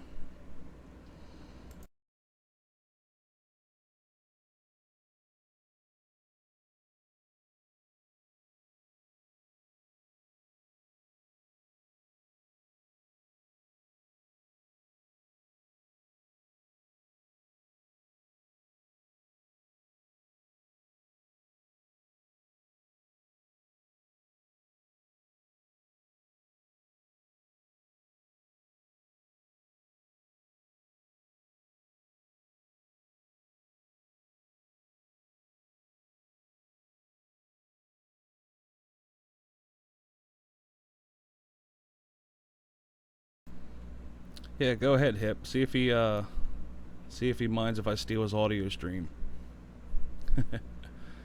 Then we can at least be on the same page for that.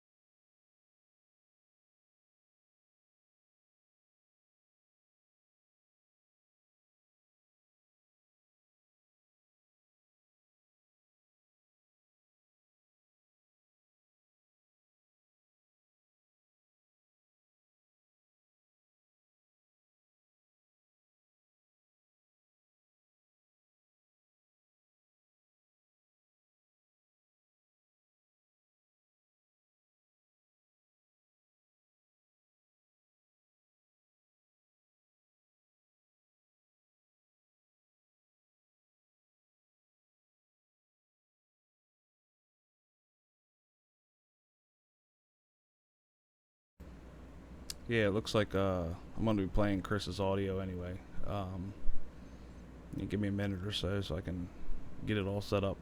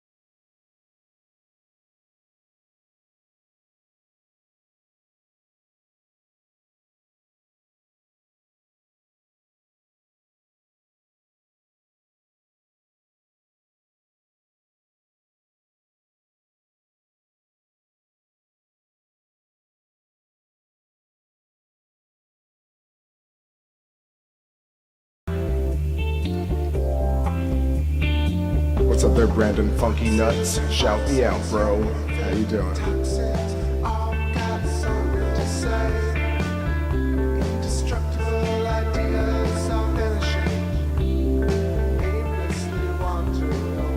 Hip MRC says, Chris, did you say that's cool to me? What? I'm not sure what I said that that's cool to me about, but I want to give a shout out to FK Justice. How you doing? I haven't seen you there in a while, but I remember you.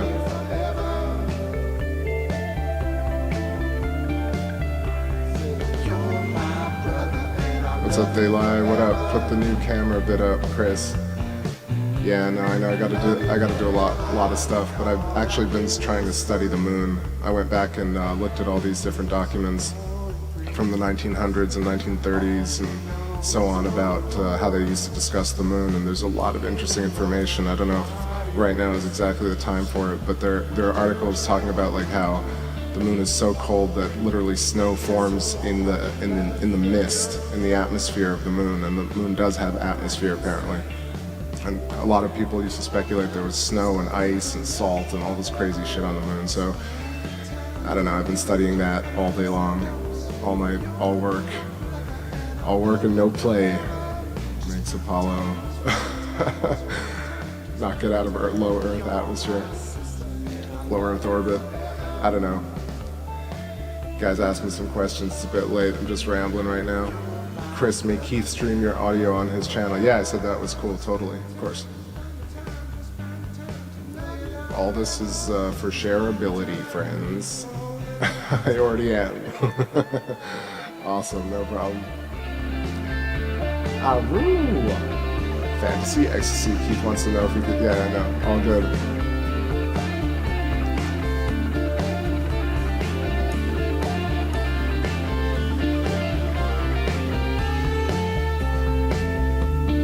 I'm gonna go adjust the shot for a moment. Get some zoomed in views for y'all.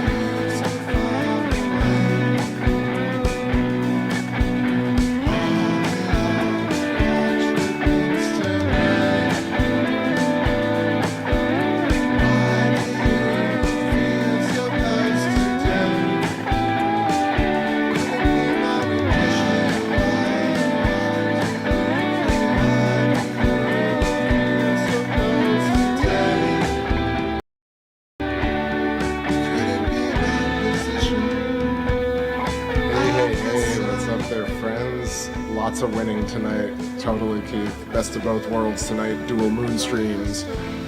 That is going on. Time is 3:22 a.m. Eastern. You guys are listening to some of these new jams. We got 2 different moon streams going. Keith, Space Imaging Keith. Sorry, I keep flipping that.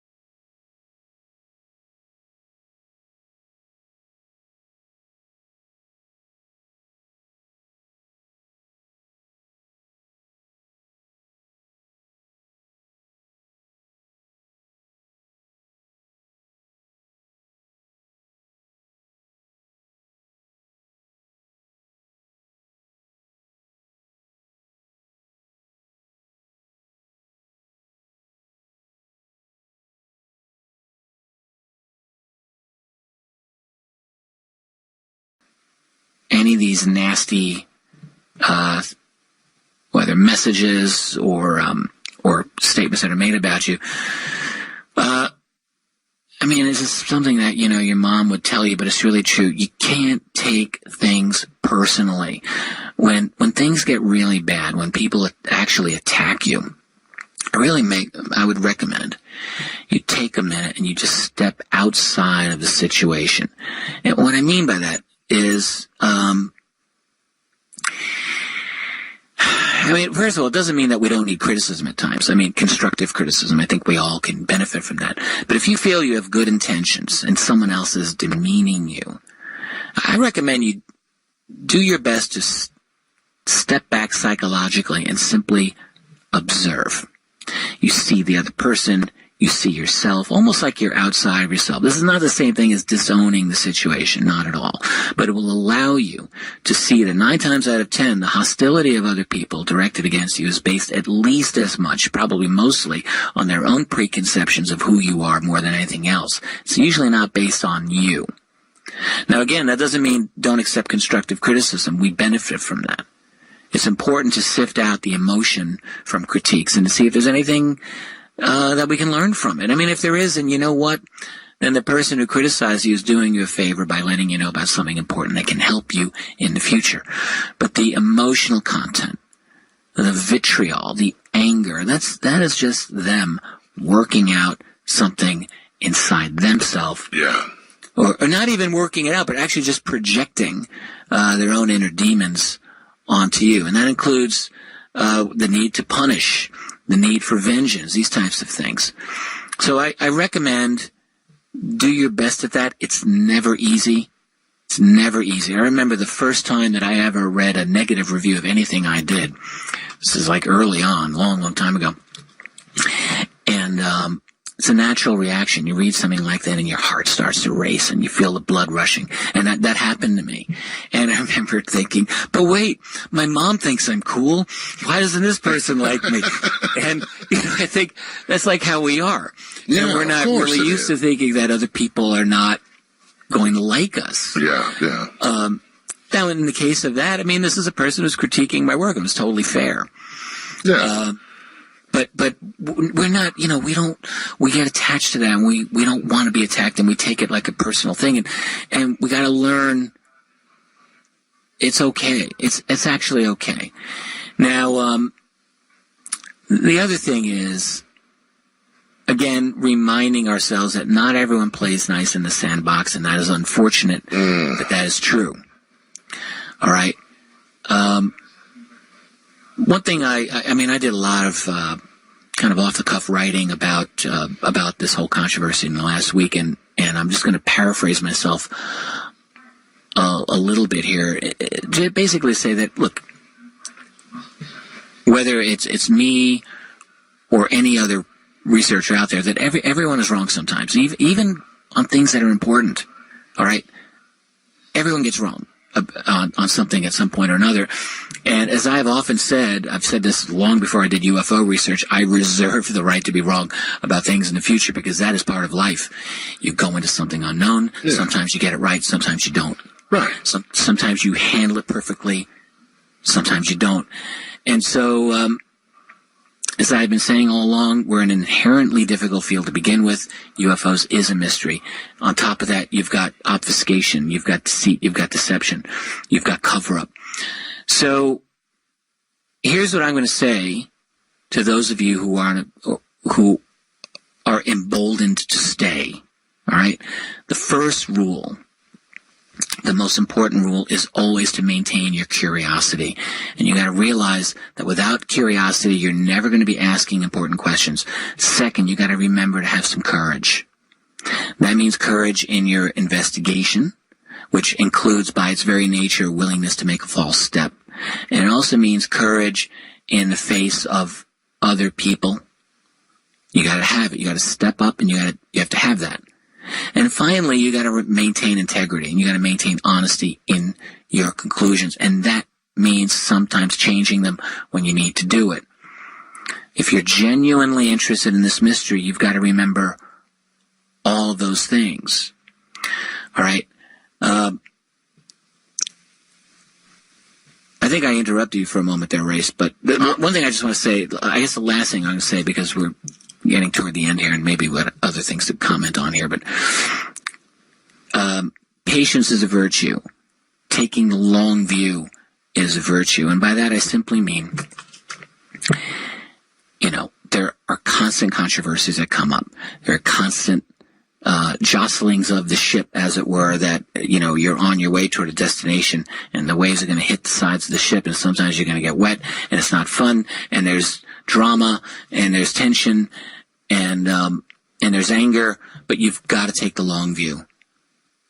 One thing that's probably helped me a little bit is my lifelong study of history, which has kind of trained me to look at the long view of any of these situations. And so, I realize, there's going to be a day 5 years from now, there's going to be a day 20 years from now, there's going to be a day 50 years from now, and I'm not even around anymore. And I have to remind myself and ask myself, what matters, what will matter about this era in 50 years? All right.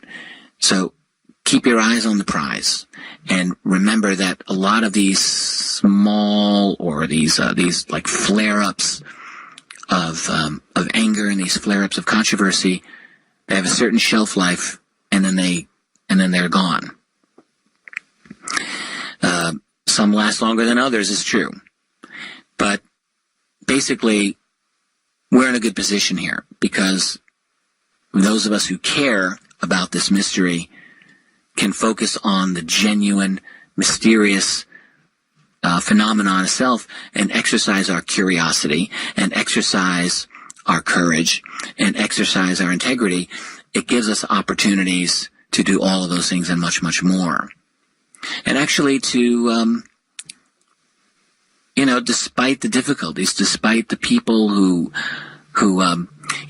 sometimes want to treat my life as a kind of UFO version of the National Enquirer. I sometimes find that people are more interested in my personal life than in than anything else, living vicariously. Really, it's kind of crazy. But it's always about the subject matter. And as long as you remember that, you really can't go wrong. As long as you remember to focus not on personalities, but on the phenomenon, on whatever it is you're studying. As I've often loved to say for many, many, many, many years, stick to the main line. That is, know what is important and know what is peripheral. And ultimately, all this personal stuff that's been floating around these last week and more, that's not going to last. And if you yourself have been attacked in one way or another, it's never fun. I understand. It's happened to me.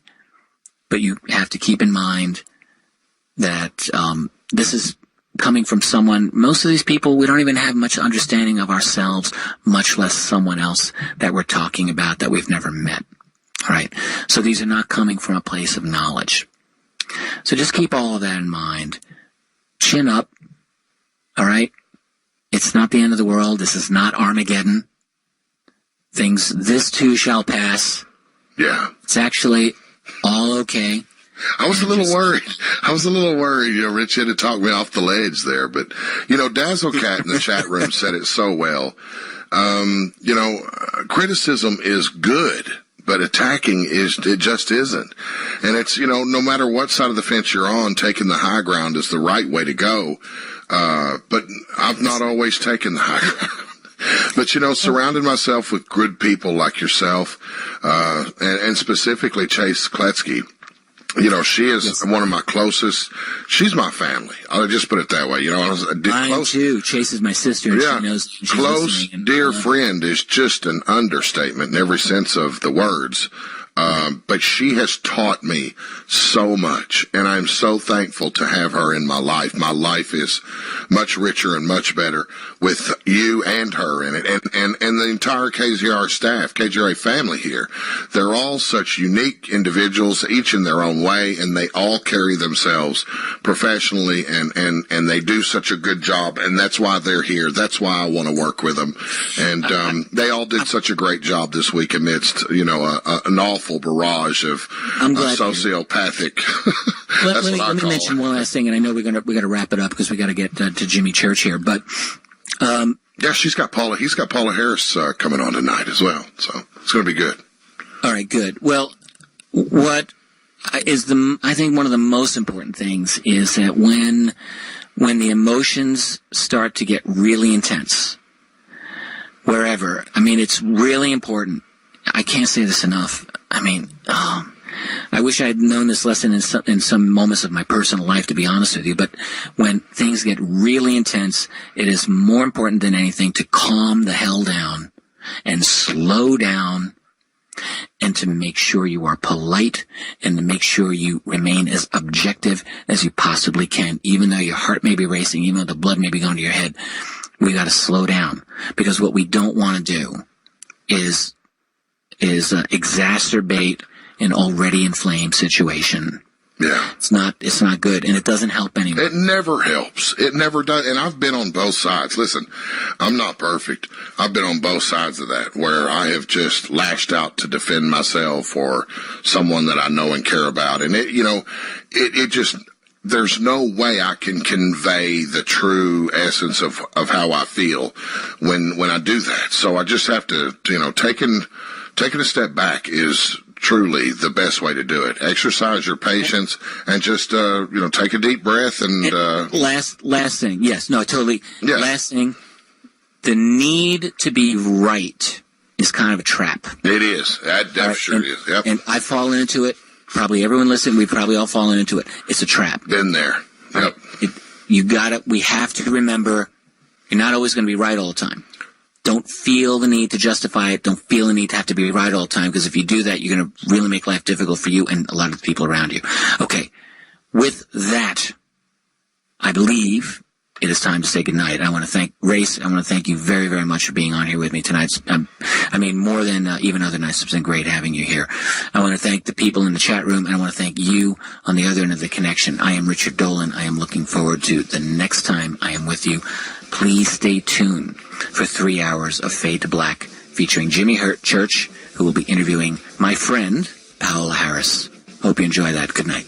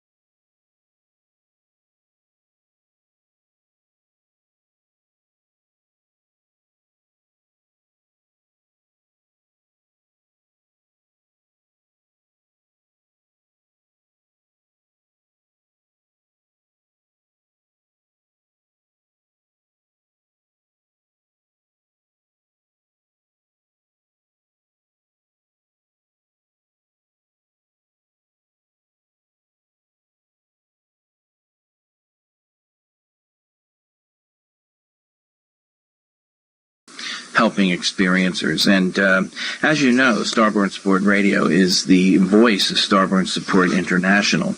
And every year, Audrey and Debbie Hewins and company present to you, the listeners, as well as the general public, especially in the UFO community, a get-together we call Experiencers Speak. And believe me, the preparation for the 2016 conference is well underway already. It takes that long. So many experiencers benefit greatly from this conference because it isn't all about how many well-known speakers we can jam into a day and a half. It's about the experiencer and the experiencers only. Our speakers, famous or not, for the most part, are all experiencers. The majority of the people working the conference are, for the most part, experiencers. And many of the attendees, I would say almost all of the attendees, are experiencers in one way or another who are looking for answers, direction, and other experiencers with whom they can relate. It is an event full of high energy, good vibes, and priceless information and experiences. And this conference is unmatched in its unconditional acceptance and understanding of even the strangest phenomena. Not that Starborn Support blindly accepts everything that happens or every person we encounter.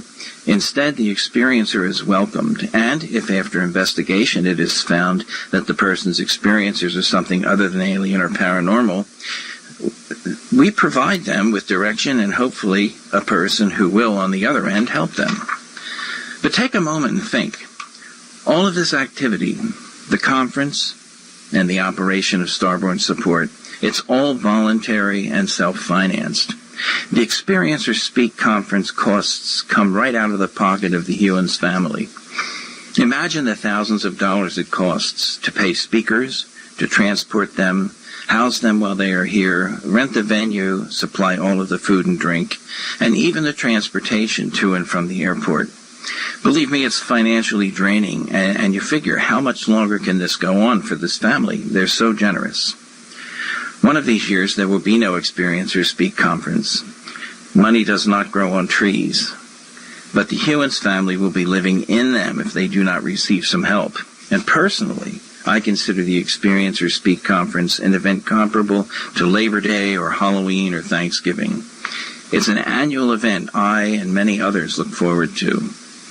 In 2016, Starborn Support will be celebrating its 8th birthday. The conference will be celebrating its 5th anniversary.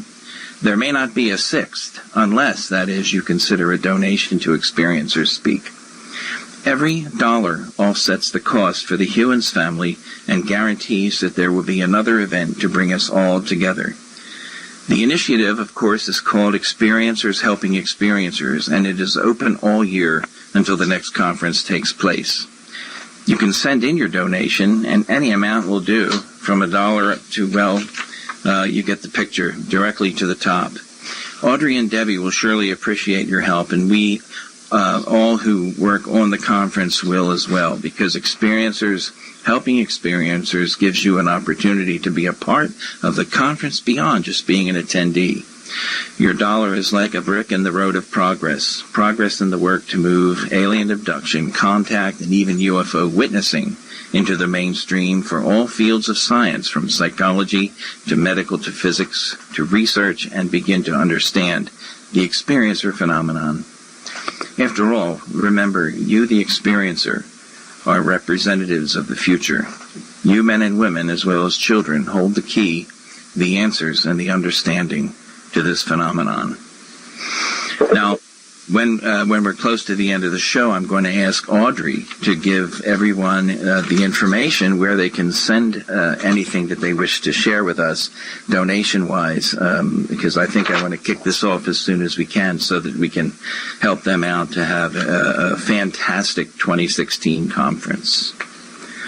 Now, the next thing I want to talk about briefly is the 2015 Pennsylvania MUFON Conference.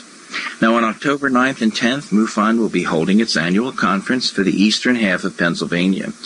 This year, the conference returns to the really, really nice Sheraton Bucks County Hotel, located at 400 Oxford Valley Road in Langhorne, PA, with the zip of 19047. Contact MUFON for tickets at 724-836-1266. If you want to stay at the Sheraton Bucks County, call 215-269-3408. For tickets, it's 724-836-1266. And the Sheraton Bucks County for reservations, 215-269-3408. You got to rush a little because there's only 3 weeks left before this annual conference, and the rooms go pretty fast. Now, if the Sheraton is full, you can contact the nearby Red Roof Inn at 215-750-6200. They usually always have room to accommodate people. Now, as far as the conference goes, walk-ins are welcomed, and all tickets are non-refundable and will call. Every year, this conference is absolutely one of the best in the state, or dare I say the region, and the guests are reflective of that assertion. Just listen to this lineup. Dr. David Jacobs, keynote speaker. This year is the recipient of the 2015 Lifetime Achievement Award. He will also be giving a talk on abductions, and he'll have a question and answer period afterwards. Being there to dine and to see this legend receive this prestigious award is worth the price of admission alone, but there's more. Mike Barra of the History Channel's Ancient Alien series will be speaking on Ancient Aliens, the E.T. Connection. Paola Harris will be presenting Back to the Future, The Legend of Giant Rock. Jen Stein will be presenting her new documentary, Travis, a film about his experiences, and she will also be discussing the ancient site of Göbekli Tepe. Todd Buffington will be discussing NASA and UFOs. John Ventry will be presenting The Case for UFOs. Richard Dolan will be there to talk about UFOs for the 21st Century Mind, and Nick Pope will be there sharing Rendlesham Forest revelations. Now, you can't beat that lineup, and it looks like the best lineup of any other conference in Pennsylvania. So, I will see you there. All right, on to tonight's show. Now, tonight's show is, well, unique. It's not one that you can do much preparation for because the events discussed tonight are unprecedented. I don't think I've ever heard tales like you'll hear tonight, and that's not all. These really wild events occurred during the Experiencers Speak conference and afterwards at the Experienced Experiencers Get-Together. Listen as 2 of the witnesses and 3 people who were there, the 2 witnesses, Audrey and Deb Hewins, and the 3 guys who were there. Grant Cameron is with us tonight, and Julia Weiss and myself. The only thing I saw was the back of one of their heads, but, these other guys really saw a lot more. So let me introduce Audrey and Debbie Hewins. Welcome, guys. Hi. Good night. How you doing? And, doing okay. And let's give a warm welcome to Grant Cameron, too. Good evening, Michael and Julia. I'm appreciative to be on. Oh, it's great to have you guys on. Good to have you on. Yeah, Michael, this is Audrey real quick. It's going to be our 10th anniversary next year as well. So, Whoops. Yeah. Okay. 10th anniversary. That is a big 10. So you guys who want to donate, do you want to tell them where to get you now, or do you want to wait till the end of the show for donations? Well, if you go to starbornsupport.org, there's a donate button right down at the bottom of the homepage. Okay, that's good. That's good. So go to our homepage. You can donate there. Please remember this initiative. It's so important. I don't want to see, and neither do you, want to see experiencers speak vanish. Okay. I wasn't there. I mean, I was there, but I wasn't in the presence of these guys. I did see one's back of their head with the cap on, but and I got the feeling that it was this very strange character. So did Sue, my wife. She kind of looked at him like, "Who the heck is this guy?" But you guys, Deb, Audrey, you guys were the main witnesses, I think, and there were some other people that we'll talk about that will be on show next week to talk about it, and 2 weeks after. Julia, you saw them too, so I saw them a couple times up close. Yes. Okay. All right. Well, so let's start. Grant, if you want to open up with a little comment about what we're going to hear. Yeah, this is, as you mentioned, I have probably, I don't know how many conferences I've lectured at, maybe 50, 75, somewhere in that. I've been basically all over the world. I've never seen anything like this. I mean, you may have an event. I remember in Florida one time the Romanex were there, and there was a big commotion about some UFOs over the front parking lot. A few people saw it, but this was just one event after another, and just bizarre things. And the main event that we're going to talk about tonight is the Blue People, which I first heard about. I lectured Saturday night. I finished. There was a break. Travis Walton was coming on. The new Travis Walton documentary was coming on, and it took them a few minutes to get it set up, and then they dimmed the lights, and that's when these people appear. So to me, it was an important event because they don't appear till the end of the conference. They're not there the whole conference. They only show up in the last hour of the conference. And I heard about it first sitting in the courtyard after the Travis had done his question and answer period. I was with a few people in the courtyard, and I heard discussion about these people. Did you see these people? And Raquel was the one that started. She was with Andrea, and Mike Cleland was there, one of the speakers. And so we were talking about this, and I said, no, I didn't see them. And there was this great excitement.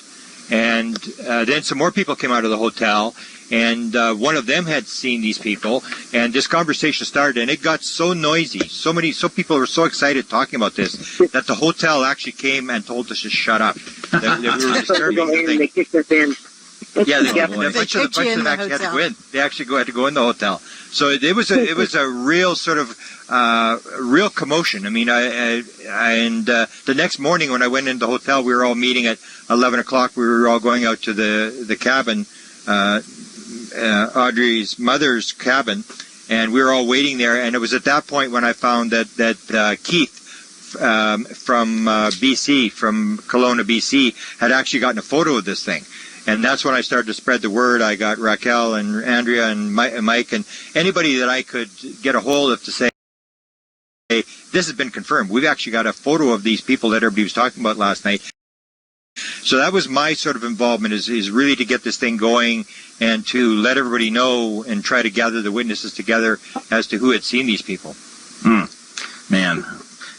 Boy. Yeah, and there was other things. I mean, this is just the first event.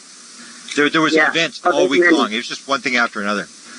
Well, Audrey, why don't you fill us in? What happened? Well, let Debbie start, because she had they came in, as he said, when the lights dimmed, and the two Debbies, Debbie Paiva and my sister Debbie Hewins, were at the door. So they both dealt with them first, and I'll let her tell up to the point she brought them over to me.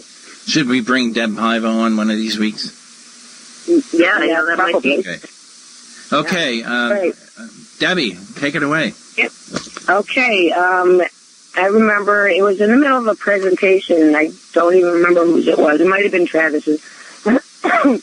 And I was busy doing something, maybe trying to locate Peter Robbins' cake, I think.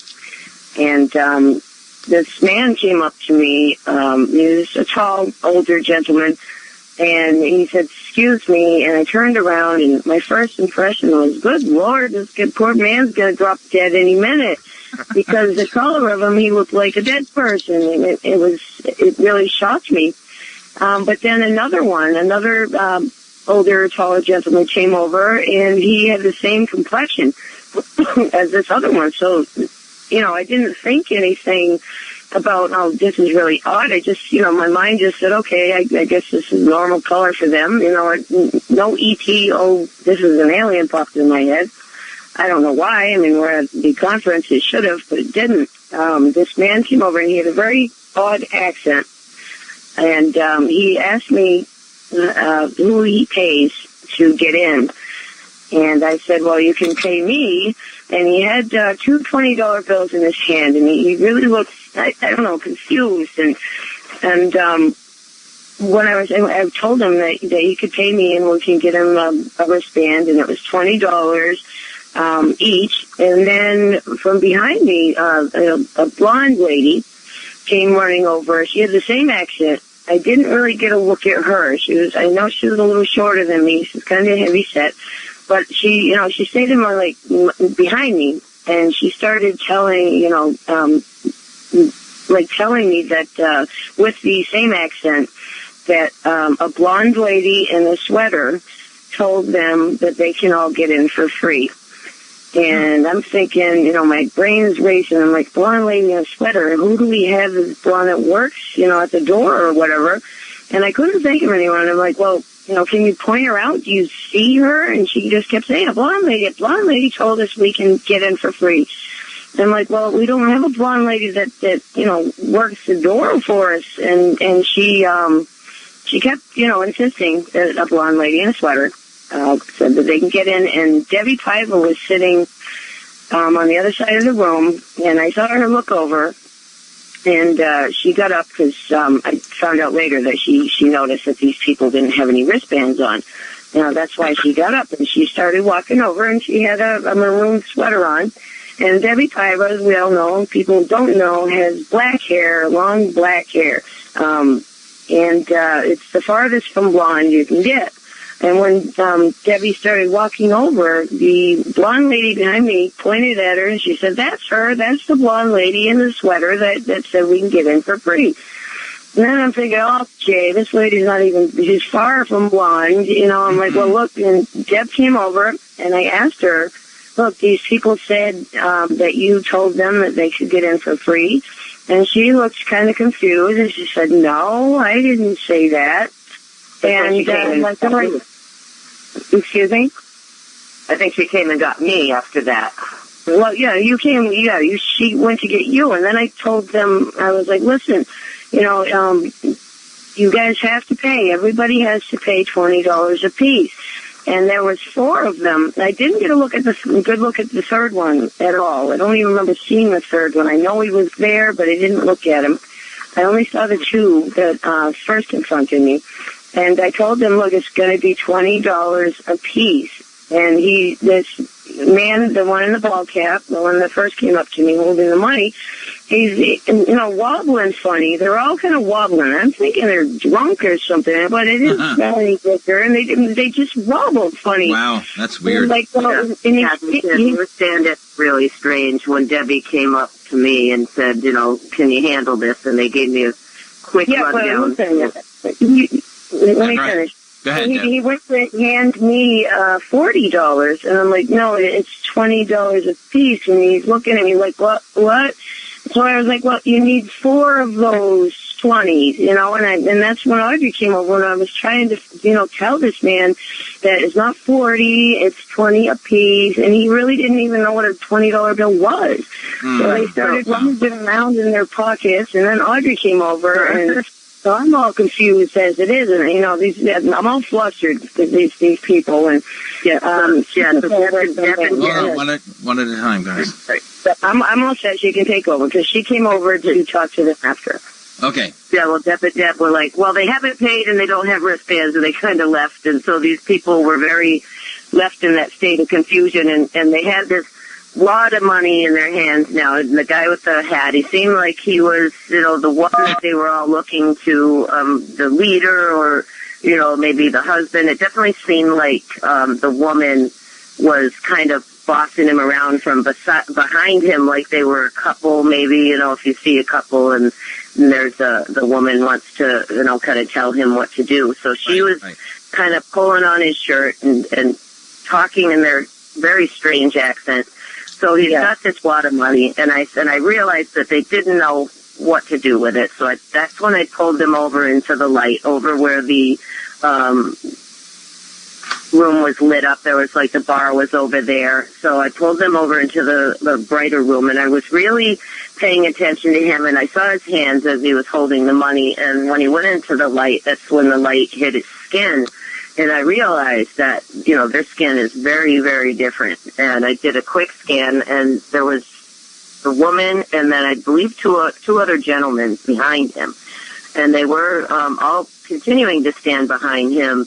And so I looked at the little wad of money, and I said, well, just give me one of those, and I pointed at the paper money for each of you. And I really didn't get into the denominations. I didn't want them to be any more confused than they already were. Poor people were like, what do we do with this stuff? Just get it out of my hand.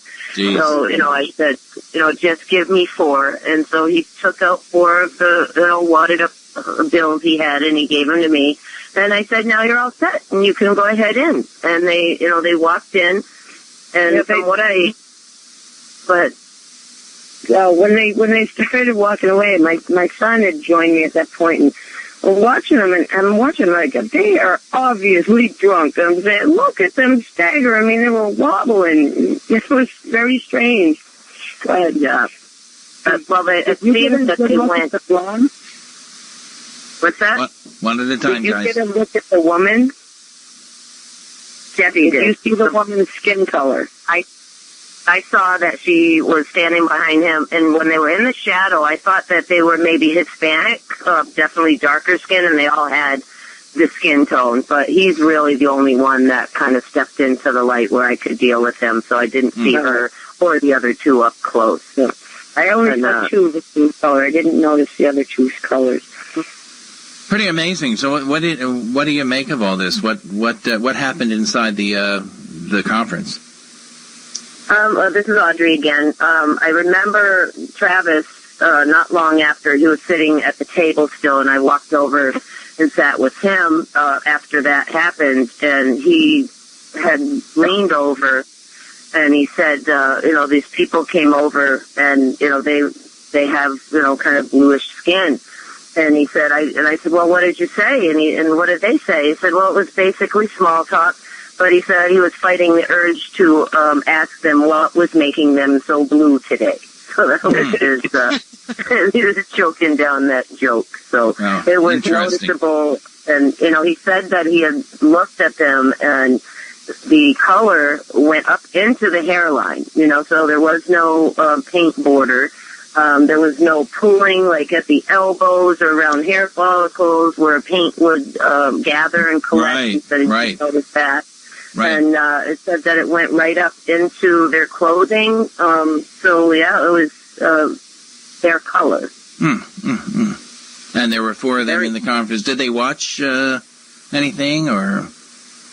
Well, Kathy Martin said that they were sitting at a table in the back of the room at some point. And I guess because her and Stan had gone up pretty much when the movie was starting. They packed up and went up to lay down, and she said that she had noticed there's 4 strange people sitting at a table. So they did sit at a table, and the most interesting part about all this, despite all the eyewitnesses that were there with us, was a couple days after the events were over, the hotel events manager George called me. And we're just going over regular business, squaring up some, details, finding out how it went, and I booked the date for next year, and just normal conversation. And then he paused for a second. He said, Audrey, I got to ask you something. And I said, okay. And I'm automatically thinking, well, yeah, we got yelled at in the courtyard to go inside, thinking that, maybe he was going to bring that up. That he, right. He said, said I'd like to know why the hotel is getting reports, phone calls, and emails inquiring as to why there was 4 blue people in our lobby and what they were doing there. Man, unreal. Wow. Yeah, so they're just everyday patrons coming to the restaurant or bar or staying at the hotel with nothing to do with the conference itself. Wow. Yeah, I'm just amazed that, I mean, everybody saw them. A lot of people saw them, and we're at an